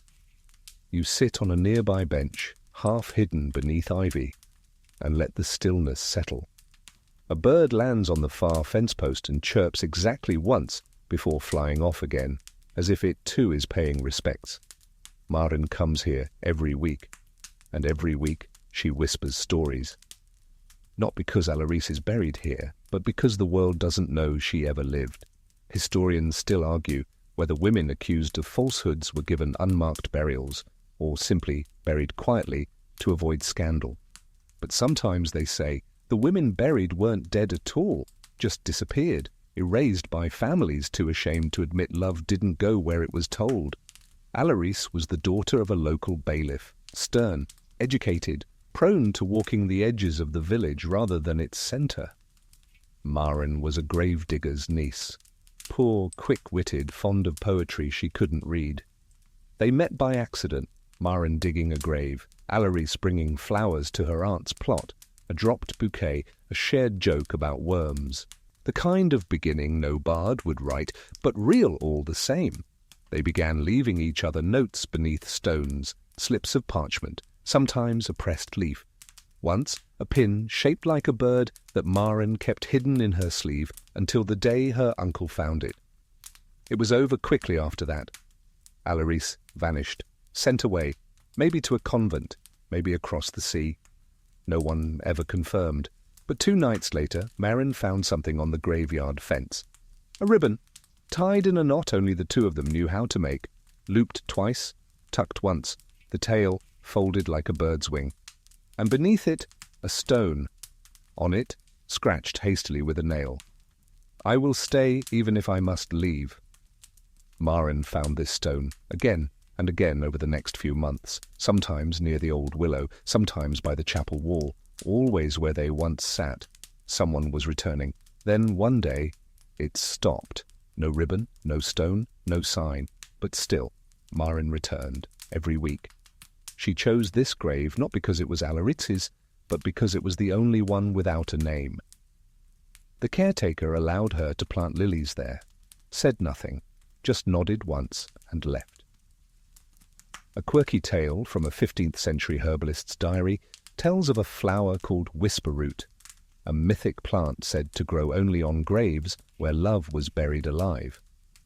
If you whispered your story to it, it would bloom each year on the anniversary. There's no whisper-root here, but there are lilies, and they bloom every spring. You watch as Maren stands. She places one hand on the stone, then reaches into her shawl and pulls out a folded note, tucks it beneath the stone's base. Then she walks away, slowly, purposefully, without looking back. You wait a long moment, then approach. The note is short, faded. It says, "You said you'd stay, so I will too. Even if you never come again, I'll remember your name." And at the bottom, drawn in the faintest ink, the pin-shaped bird. You return the note and let the stone rest. Because names may be carved in marble, but stories, they're carved in quiet places. And this one, however hidden, still lives. A faint mist clings to your boots as you wander eastward, away from the graveyard and toward the village proper. The morning bell tolls once in the distance, though no one rushes. This is the sort of town that's learned to move slowly, not out of laziness but out of respect, for the past, for the pain, and for promises made long ago. You pass the seamstress's shop, the apothecary, the crooked linden tree that leans like it's eavesdropping, and finally stop at a whitewashed cottage with blue shutters and a garden gone wild. You don't knock. No one lives here anymore. At least, not officially. But you see it immediately. The stitchwork. Along the fence line, along the base of the windows, even up the left-hand side of the doorframe, tiny rows of thread sewn into the linen that lines the shutters, barely visible unless you know where to look. Letters, sewn in hem-stitch, pale blue thread on white linen. It's a message. And it's been growing for years. Inside, dust covers the table, but the embroidery hoop still rests there, along with a spool of that same soft blue thread. You run your fingers along the edge of the fabric. Names, dates, tiny phrases stitched with care and secrecy. It all began, so they say, with a handkerchief. A young girl, Estelle, once stitched her initials into the corner of a handkerchief and gave it to a travelling tinker after he helped rescue her cat from a roof. A joke? Thank you. He returned the next season with a ribbon sewn with her initials and his. She laughed, sewed a small verse into her apron hem, and thus began a correspondence in cloth. Historians still argue whether needlework was ever truly used to communicate covertly. Some dismiss it as fanciful romance. Others point to preserved garments with odd stitch patterns and initials that don't match the owners. But the idea persists, a language of thread. Quiet, patient, hidden in plain sight. Estelle's father disapproved of the tinker, said he smelled of horses and didn't tithe properly. She was forbidden from speaking to him. The shutters were locked, the windows boarded, so she stitched, one word per week, along the curtains, along the quilt. And the tinker? He came at night, ran his fingers along the fabric, read her love letter in thread. Sometimes he left answers, a bit of twine shaped like a letter, a patch sewn into the corner of her shawl while it dried by the fire. A quirky bit of folklore among weavers says that if you sew a full conversation into cloth and never speak a word of it aloud, it becomes a charm, protecting what was said even after the speakers are gone. You believe it now, because this house is quiet, but the shutters still whisper. One panel reads, "I waited under the arbour." Another, "I saw your lantern." And the newest, barely faded, "And kin come to the riverbank on the third full moon." You glance around the room. The needle still rests in a loop of thread. The spool is nearly empty, but one last letter is being formed, just the start of it. A curl, a stem, the promise of a sentence. You wonder if she returned to finish it, or if she left it, half-written as a sign. Outside in the overgrown garden, you notice the scarecrow still standing. His shirt is tattered, but someone has carefully sewn a patch to the sleeve, blue thread, shaped like a heart. You walk back down the path, heart heavy, but strangely light, because even when the thread frays, even when the hem unravels, the message remains. And the story continues. You drift from the embroidered shutters toward the centre of town, where the road splits around a crumbling stone fountain and the chapel bell tolls low and slow. No one hurries to it, not tonight. The air feels thick, tense, like something sacred has just been broken, or is about to be. You follow the path uphill to the rectory. The front gate squeals. The building looms above you, modest in size but heavy with authority and scandal. You can feel it as plainly as the ivy climbing the walls. Inside, a man paces the cloister. He wears the garments of a bishop, though he fidgets like a nervous boy. His robes are spotless, his hair perfectly arranged, but his eyes dart toward the door, the stairwell, the shadows. He's waiting, and he's ashamed. On the table behind him lies a letter, unsealed, creased from being folded and reopened too many times. You don't read it, but you see the words in his hands. Every twitch and tremble, every pause in his pacing. He is a man of vows, of rules, of ironclad expectations. But last winter he broke, not violently, not with fanfare, with sweetness, with warmth, with words murmured too closely during confession. Her name was Sabine, a widow recently arrived in town. Known for her candied almonds and quiet demeanour, she confessed nothing dramatic, just loneliness, restlessness, a need to speak her truth aloud. And he listened, too intently. Historians still argue whether clergy in the Dark Ages ever truly remained celibate. Many did. Others, quietly, discreetly, did not. Letters burned, names omitted, histories scrubbed. But sometimes the ashes leave shadows behind. He began walking past her shop, only when she was closing, only when it was dark. She began leaving out a small bundle, her leftover almonds, wrapped in linen, tied with a twist of twine, always placed just so where only he would see. One night he left her a response, a scrap of parchment between the shutters. "If almonds are your offering, then my silence is my answer. And yet still I crave both." A quirky superstition in some monastic circles warned that if a bishop ever dreamt of almonds 3 nights in a row, it foretold scandal. Or worse, softness.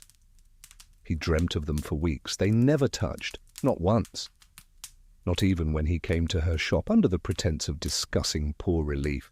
Not even when she offered him tea, hands trembling slightly.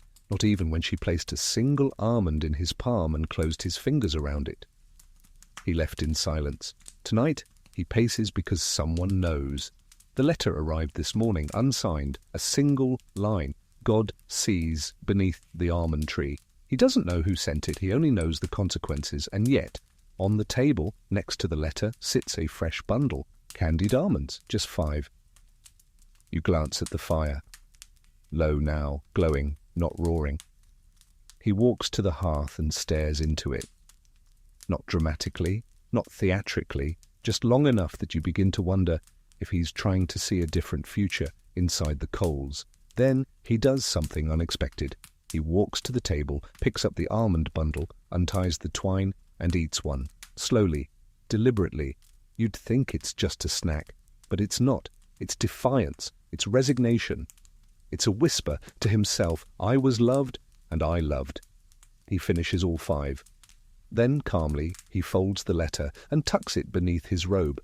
He doesn't burn it, doesn't tear it. He simply walks out into the cold night, almond-sweet breath curling behind him, maybe toward her, maybe toward confession, maybe toward exile, but he walks with dignity. You glance back at the hearth one last time, and in the shadow of the flames you swear you see an almond, whole and untouched, resting on the mantel, left behind for memory, or forgiveness, or both.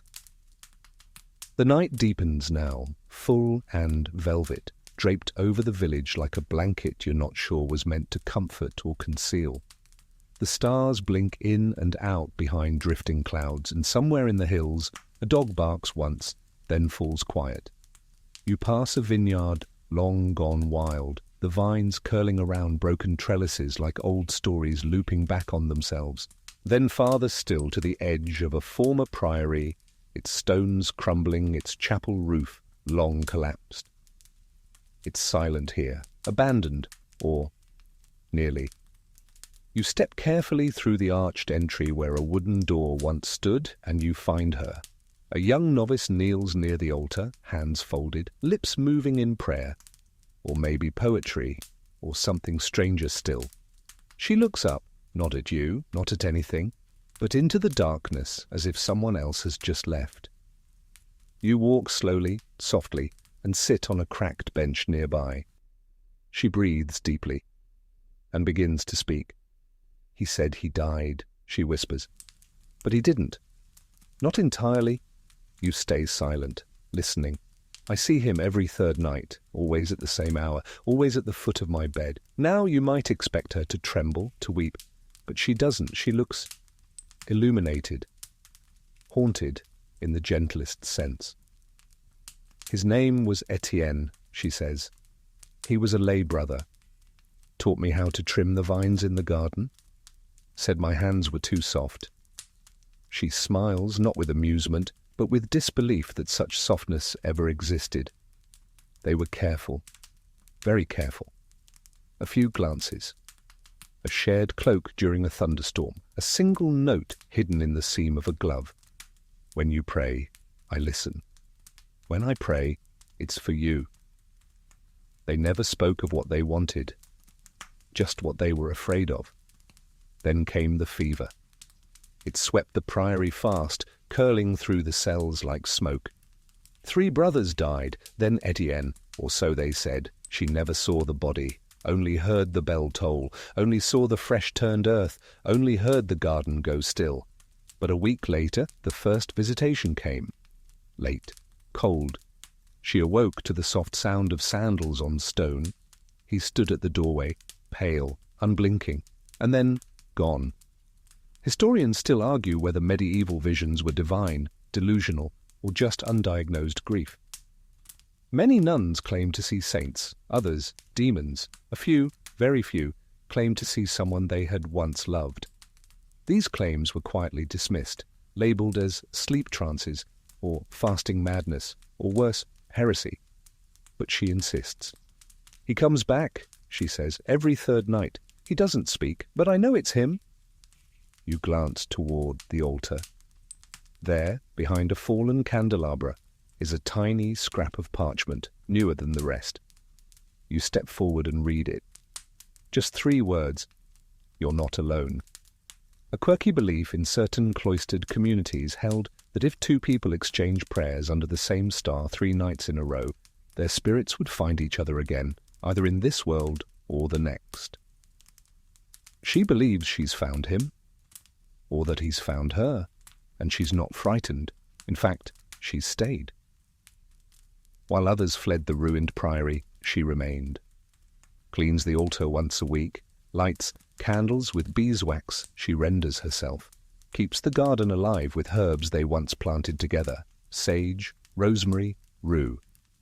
Tonight she will sleep again in her cell. Not because it's comfortable, but because that's where he'll appear, always standing, always watching, never speaking. You ask if she wants him too. No, she says, because if he speaks I might wake up. She walks you to the archway as dawn presses faintly at the horizon. You glance back one last time. On the garden wall in white chalk, someone has drawn the outline of a hand, just one. Open, waiting. You place your own hand next to it. It's the same size, and it's warm. The priory vanishes behind you like smoke in sunlight as you descend the slope toward a thicket of olive trees. Their silver-green leaves rustle in the morning breeze, and the scent of dew and crushed bark lingers in the air. Just past the trees, you spot a small structure, octagonal, roofed with slates so dark they shine blue in the light. A dovecote. Only this one doesn't house doves anymore. You hear the flutter of wings, yes, but it's not the birds that carry messages now. It's something else entirely. You approach carefully and peer through the open door. A falcon perches on the central beam, sleek, alert, its eyes sharp and golden. On its leg, a ring. Not a metal tag, but a familiar silver band, the kind worn on a finger. You step inside and find him. He's crouched near a wooden table, a man of few possessions and many silences. His cloak is patched, his beard grown in unevenly. Yet he moves with care, delicacy, like someone who once lived in a palace, but now prefers birds to people. He was once a royal falconer, trusted by the Duke himself, tasked with raising birds for hunting, for war, for ceremony. He knew their moods, their language, how to whistle them down from the sky and coax them back into glove and hood. But he lost one, not a falcon, a woman. Historians still argue whether women ever truly chose to vanish during political marriages, or whether they were taken. In this case, the court's records say she was lost to illness, her name stricken, her memory sealed. But court gossip said otherwise. They said she had disappeared with the falconer, not to be together, but because she sent him a message first, and then vanished without him. Now he waits, not for her return, but for word, because once a year, like clockwork, one of his birds comes back with something. A ribbon, a scrap of silk, a flower dried and pressed inside a birch leaf. This year the bird carried her ring, wrapped in cloth, tied with the smallest knot, the one only they knew. A quirky legend among falconers says that if a bird returns bearing a token that was once worn, it means the sender is alive, but if it drops the token at your feet, it means they've made peace with silence. His falcon didn't drop it. It landed gently, pressed its beak to his chest and waited. He keeps the ring on the bird's leg now, not to send it back, but to honor the loop, unbroken, unfinished, unforgotten. She's somewhere, he tells you, his voice like gravel soaked in honey. I don't need to know where. He gestures to the birds perched above, 6 of them. One watches the mountains, one the river, one the cities, one the sea. And the others, they wait? You ask if he'll send the ring again. He shakes his head. She made her choice. You nod, then glance toward the table. There's a map there, rough, hand-drawn, marked not with towns or borders, but with sightings, places where the same kind of ribbon has appeared, market stalls, chapel pews, even a lantern tied with silk on a passing ship. He's tracking her. Not to find her, but to see where she walks. She'll never know, he says. But I want to know the path her feet remember. You ask if he regrets anything. No, he says. We had 7 months. That's more than most. He returns to the birds. Whistles low. The falcon with the ring flutters once, then stills. On the back wall of the dovecote, carved into the beam, are 7 small arches, each representing 1 month. Beneath them, a final one, unfinished, waiting. You leave quietly, the wind carrying the beat of wings behind you. And in the sky above you spot a lone falcon, gliding westward, not searching, but remembering. You leave the dovecote behind, the falcon's shadow sliding across the grass like an old memory. The path bends again, winding past a dry creek bed, and up toward the remains of a walled garden behind a former monastery, now abandoned, or nearly. The gate creaks open with a groan you feel in your bones. Inside it's quiet. Not dead, just paused, flower beds overgrown, trellises collapsed. And yet someone has been here. You can see it in the rows of turned soil. Not all the beds, just 4. And in each, something impossible. Flowers blooming out of season. Snowdrops in summer. Wild violets in winter. You kneel beside the beds and smell the air. Lavender, mint, hyssop. Every plant carefully chosen, not for beauty, for meaning. This garden isn't for decoration, it's for remembrance. Or maybe something else. A man appears at the far end, not a monk, not anymore. His robes have been shortened, worn into practicality. His beard is trimmed, his shoes muddy, but his hands are gentle, and you can tell he's still listening to something larger than himself. He doesn't speak as he kneels and begins watering a patch of foxglove. You move closer and see a familiar symbol staked into the soil, 2 loops joined by a knot. You've seen this before, once scratched into stone, once embroidered beneath a shutter, and now planted in dirt. This is love's language, and here it grows. His name is Brother Ansel, or it was. He gave up the title years ago, but he never gave up the vow. Her name was Maëlle, a visitor, a traveller. She arrived one spring to copy manuscripts from the Abbey's library. Bright eyes, quick wit, a laugh like honey poured too fast. They argued constantly, theology, philosophy, whether wild roses should be trimmed or left to their own rebellion. Then one afternoon she left a note tucked into a pot of rosemary. If God made anything more lovely than disagreement, he kept it for himself. Historians still argue whether monks were ever permitted to cultivate romantic relationships within abbey grounds. Officially? No. Unofficially, gardens are good at hiding things. The notes continued, in the margins of copied psalms, beneath loaves of bread. One was found inside a hollow reed used as a quill. They never touched, they never kissed, but they planted. Every flower in this garden marks a message, a memory, a phrase shared only between them. A quirky tradition in some monastic circles involved using flowers as symbolic prayers. Floral hours, they were called, vespers with petals. One monk recorded over 40 meanings. But here it's more personal. Ansel points to the wild thyme. She said it reminded her of my laugh. To the white poppy. We planted that the night she told me she wouldn't stay. And to the clove pink. I found that in her bed after she left. No note, just the flower. You ask what happened next? She walked away, he says, because she loved me too much to let me break myself for her.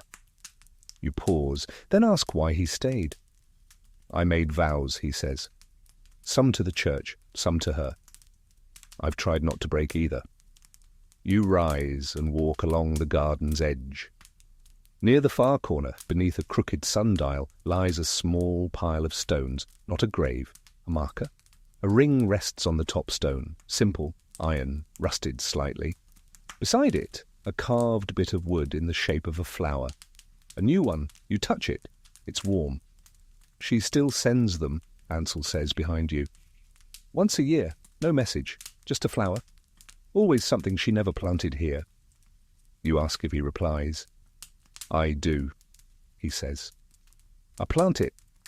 You look again at the 4 beds, new blossoms in each. A story still growing, a love still rooted. The sun filters through the clouds, dappling the garden with soft gold. The scent of time and memory hangs in the air. You don't need to speak, you simply nod, because some stories don't need endings, just more seeds. You leave the garden as the sun begins its slow descent behind the hills, casting long amber rays across the road like golden threads sewn into dusk. The wind softens, the birds hush, and all around you, the world slips into that hush between day and night when anything can happen, and everything already has. You follow the road toward the town's edge, where the land flattens and the air smells of wheat and worn leather. There, beneath a crooked birch tree, stands a faded stone arch. You wouldn't know it unless someone told you, but this is where a wager changed everything. You step beneath the arch and see them, two stone benches facing each other, one chipped, one moss-covered. Between them lies a patch of overgrown rosebush, long since wild, its thorns tangled like arguments that never ended. But in the centre of the mess, one thing still blooms, a single red rose, even now. The story begins with a game. Two noblemen, both young, both brilliant, both cursed with egos wider than the valley. One was Lord Emmerich, heir to a wealthy grain estate. The other, Sir Dorian, knighted young, admired even younger. They were best friends and rivals. They competed in everything, duels, riddles, poetry. But it was at a midsummer gathering, beneath lanterns strung between oak trees, and after one too many goblets of cherry wine, that the challenge was made. "I wager," said Emmerich, "that I can win her heart before the next moon." Dorian raised an eyebrow. "I wager you'll lose what little heart you have in the attempt." The her in question? Lady Thalia. Sharp-tongued, sharp-eyed, and utterly uninterested in either of them. She'd danced with both that night, and left both standing in the dew, stunned. The game began. Letters, flowers, songs. Thalia ignored them all, but what she didn't ignore were the small things. The way Dorian repaired the church's broken window without being asked. The way Emmerich fed the stray dog that bit him twice. The way both of them separately began to speak of her, not in conquest, but in awe. They were falling, both of them, one faster than the other. Historians still argue whether courtly love was ever sincere or merely performance.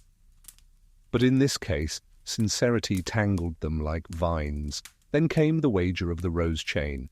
The town's midsummer tradition included a contest: weave a chain of wild roses without thorn or break, and give it to the one who has truly captured your heart. Thalia predictably entered herself. Emmerich made his chain too soon. It broke before he crossed the square. Dorian waited, patiently. He walked the hills alone, spoke to no one, returned at dusk with a chain so long it trailed behind him like a cloak. He gave it to Thalia at the edge of the birch-tree grove, where you now stand. But she didn't take it. Instead, she reached into her basket and withdrew a smaller chain, made with his roses. "We used the same trail," she said. "I followed you, watched what you chose. You only picked the ones that bloomed alone." He didn't answer. Emmerich was gone the next day, not dead, not disgraced, just gone. Some say he joined a monastery, others that he sailed west with a merchant fleet. A quirky tale passed down in the region says that when two people wager their hearts and only one wins, the loser becomes a ghost, not of flesh, but of memory. Present in every bench they once sat on, every cup they once drank from. You believe it now because as you sit on the moss-covered bench, you feel it, something unseen, a pressure, a pause, a breath you didn't take. And on the rosebush between the benches, just beneath the new bloom, you notice something odd, a twist of old ribbon, weathered red, tied in the shape of a chain. Someone comes here still, maybe Thalia, maybe Dorian, maybe both, maybe neither, but someone. You reach toward the flower, but stop yourself. Some things even now are sacred, and some stories, like love, like wagers, end not with a winner, but with something left behind that still grows. Night has fully unfurled now, cloaking the countryside in soft velvet, and stitching stars into the sky with a quiet hand. You walk beneath them, your steps slow, guided by moonlight and the faint sound of water whispering nearby. It leads you to the river, not a mighty one, not the kind you find on maps. This is a gentle bend, a ribbon of silver winding through grass and reeds, its banks worn smooth by years of footsteps, some hesitant, some desperate, some in love. This is where they met, where they always met. where they might still meet. The willow tree leans low over the bank, its branches brushing the surface like fingers trailing across memory. And beneath it, tucked into the roots, is a wooden box. You pause, look around. You're alone. Or maybe not. You kneel and open the box.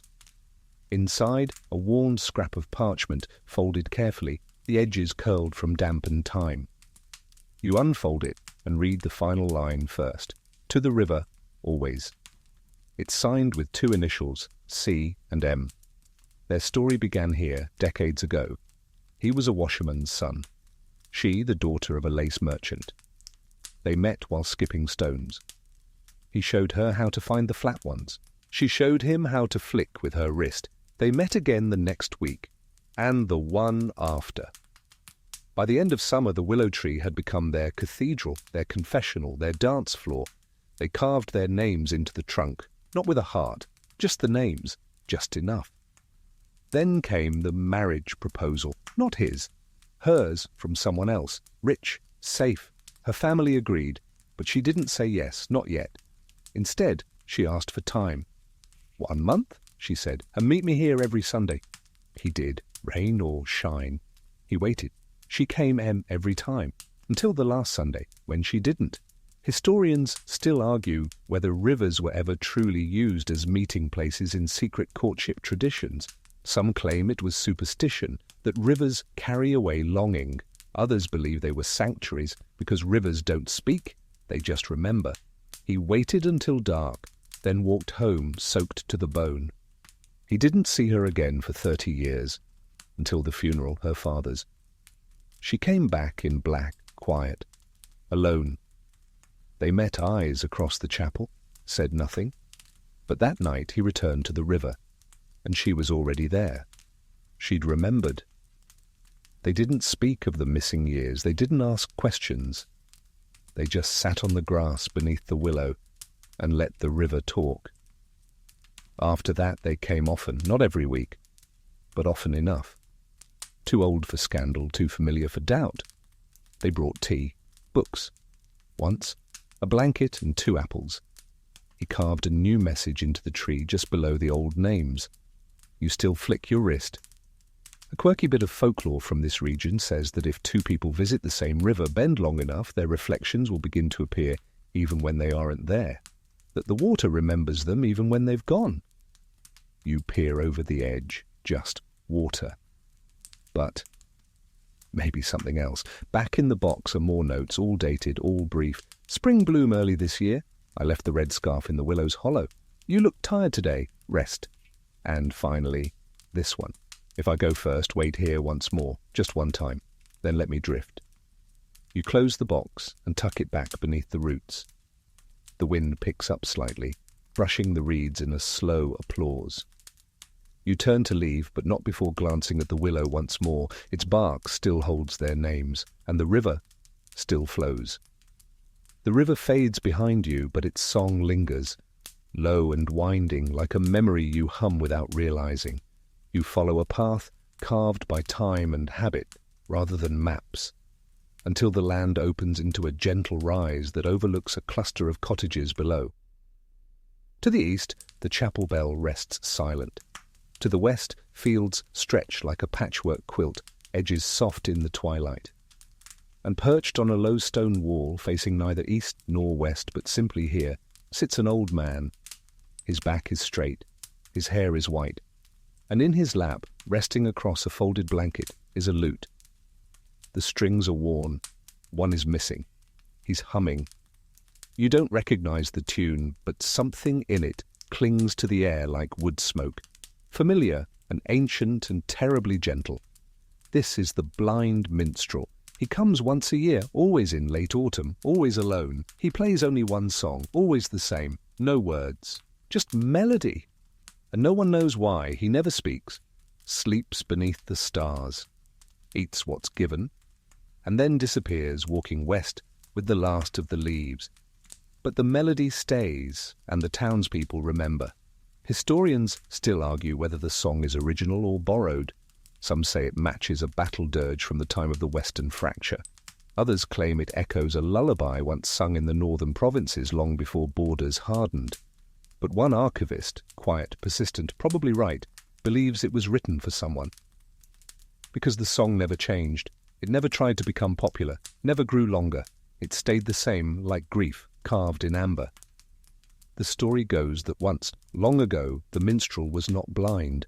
He was a singer of some renown, known for witty verses and sharp retorts. He sang in courts, on castle lawns, beside hearths during long winter nights. And in one such castle, beneath a canopy of candles and carved saints, he fell in love. She was a noblewoman, or a tutor's daughter, or the steward's niece, depending on who tells the tale, but always the same name, Leah. He wrote her a song, only for her, never performed it, never sold it, just sang it once, in a corridor where her laughter met it like wind meeting fire. And then she died. The reason changes, fever, fall, mistaken blade. The result never does. After that he stopped singing with words. A quirky belief in minstrel lore says that when a song is written in grief and played without lyrics, it becomes a vessel, not just of memory, but of presence.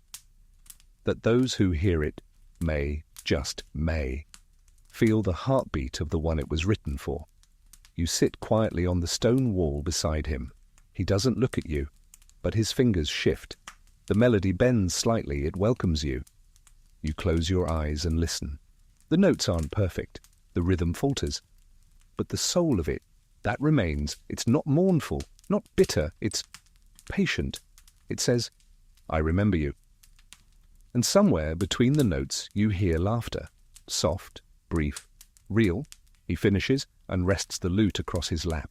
Still not speaking, just breathing. You glance down. At the hem of his cloak, someone has embroidered a single line of blue thread. She liked the minor key. You don't ask who, you don't need to. He'll leave in the morning. He always does.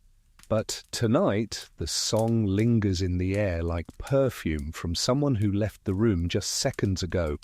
And if you listen closely, closer than usual, you'll swear you hear a second melody faintly echoing his. A duet. Invisible. But there. You rise with the mist, the sky still pale and the stars reluctant to let go.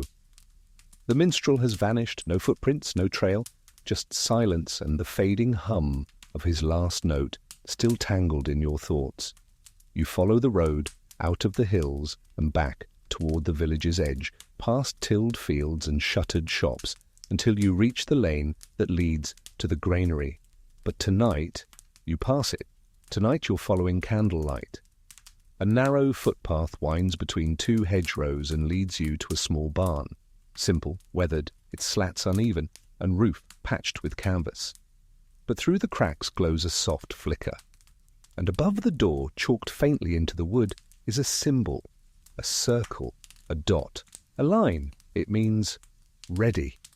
Inside, two cloaked figures move in silence. One is rolling up a map, the other is packing bread into a satchel. Neither speaks. Their movements are too practiced, too precise. This isn't a beginning, it's an escape. They've planned it for months. You step closer and catch the glint of a brooch as one cloak shifts, gold and polished, shaped like a fox, a noble's seal, a family crest. This isn't just a traveller, this is someone fleeing a life sown with embroidery and obligations. Her name is Aveline, and tonight she is running. The man with her, Merrin, a miller's son, lifts the door just high enough to peer into the trees. No dogs, no torches, not yet. Aveline exhales. This isn't about fear, not anymore. It's about choice. Historians still argue whether medieval women had the agency to flee arranged lives. Some records say yes, in disguise, under cover of festival nights or merchant caravans. Others claim such stories were embellished, romanticized, more fiction than fact. But here they are, real, present, leaving. They didn't fall in love at first sight. They met during a flood when Merrin's boat drifted into her garden. He apologized by repairing a fence he hadn't broken. She laughed for the first time in weeks. That was enough. One meeting became two. Then a letter in a jar left beneath a fence post. Then a conversation beside the grain shed. Then this, a plan, A quirky superstition among harvesters says that if two people grind flour together at midnight and whisper their real names over the millstone, they are bound even if the world doesn't know it. They did that once, just once. Now they carry each other's names like talismans. Aveline tucks her satchel close and pulls a small pouch from inside her cloak. From it, she draws a strip of paper, thin, almost translucent. It reads, "They will say I vanished. Let them. I was never theirs to name." She folds it, slides it beneath a beam on the barn floor. You step closer and spot what lies beneath the straw. Dozens of similar notes. Messages to no one. Or perhaps to the versions of themselves they left behind. Aveline turns to Merrin and nods. They blow out the lantern and vanish into the trees, not fast, not afraid, just ready. You kneel beside the hidden notes. They don't read like fairy tales, no vows, no poetry, just truths. One reads, "I was told to marry a land, I chose a path instead." Another, "They warned me about the dark. They didn't tell me it would feel like freedom." You return the straw gently and rise. At the barn door, someone has scratched a line into the wood. Fresh, unfinished, you trace it. It forms a heart, but not the kind carved into trees.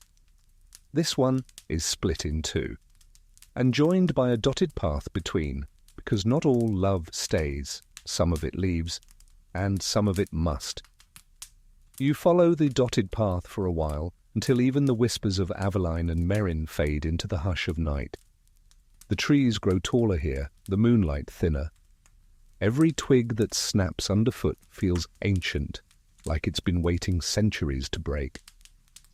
You come to a clearing.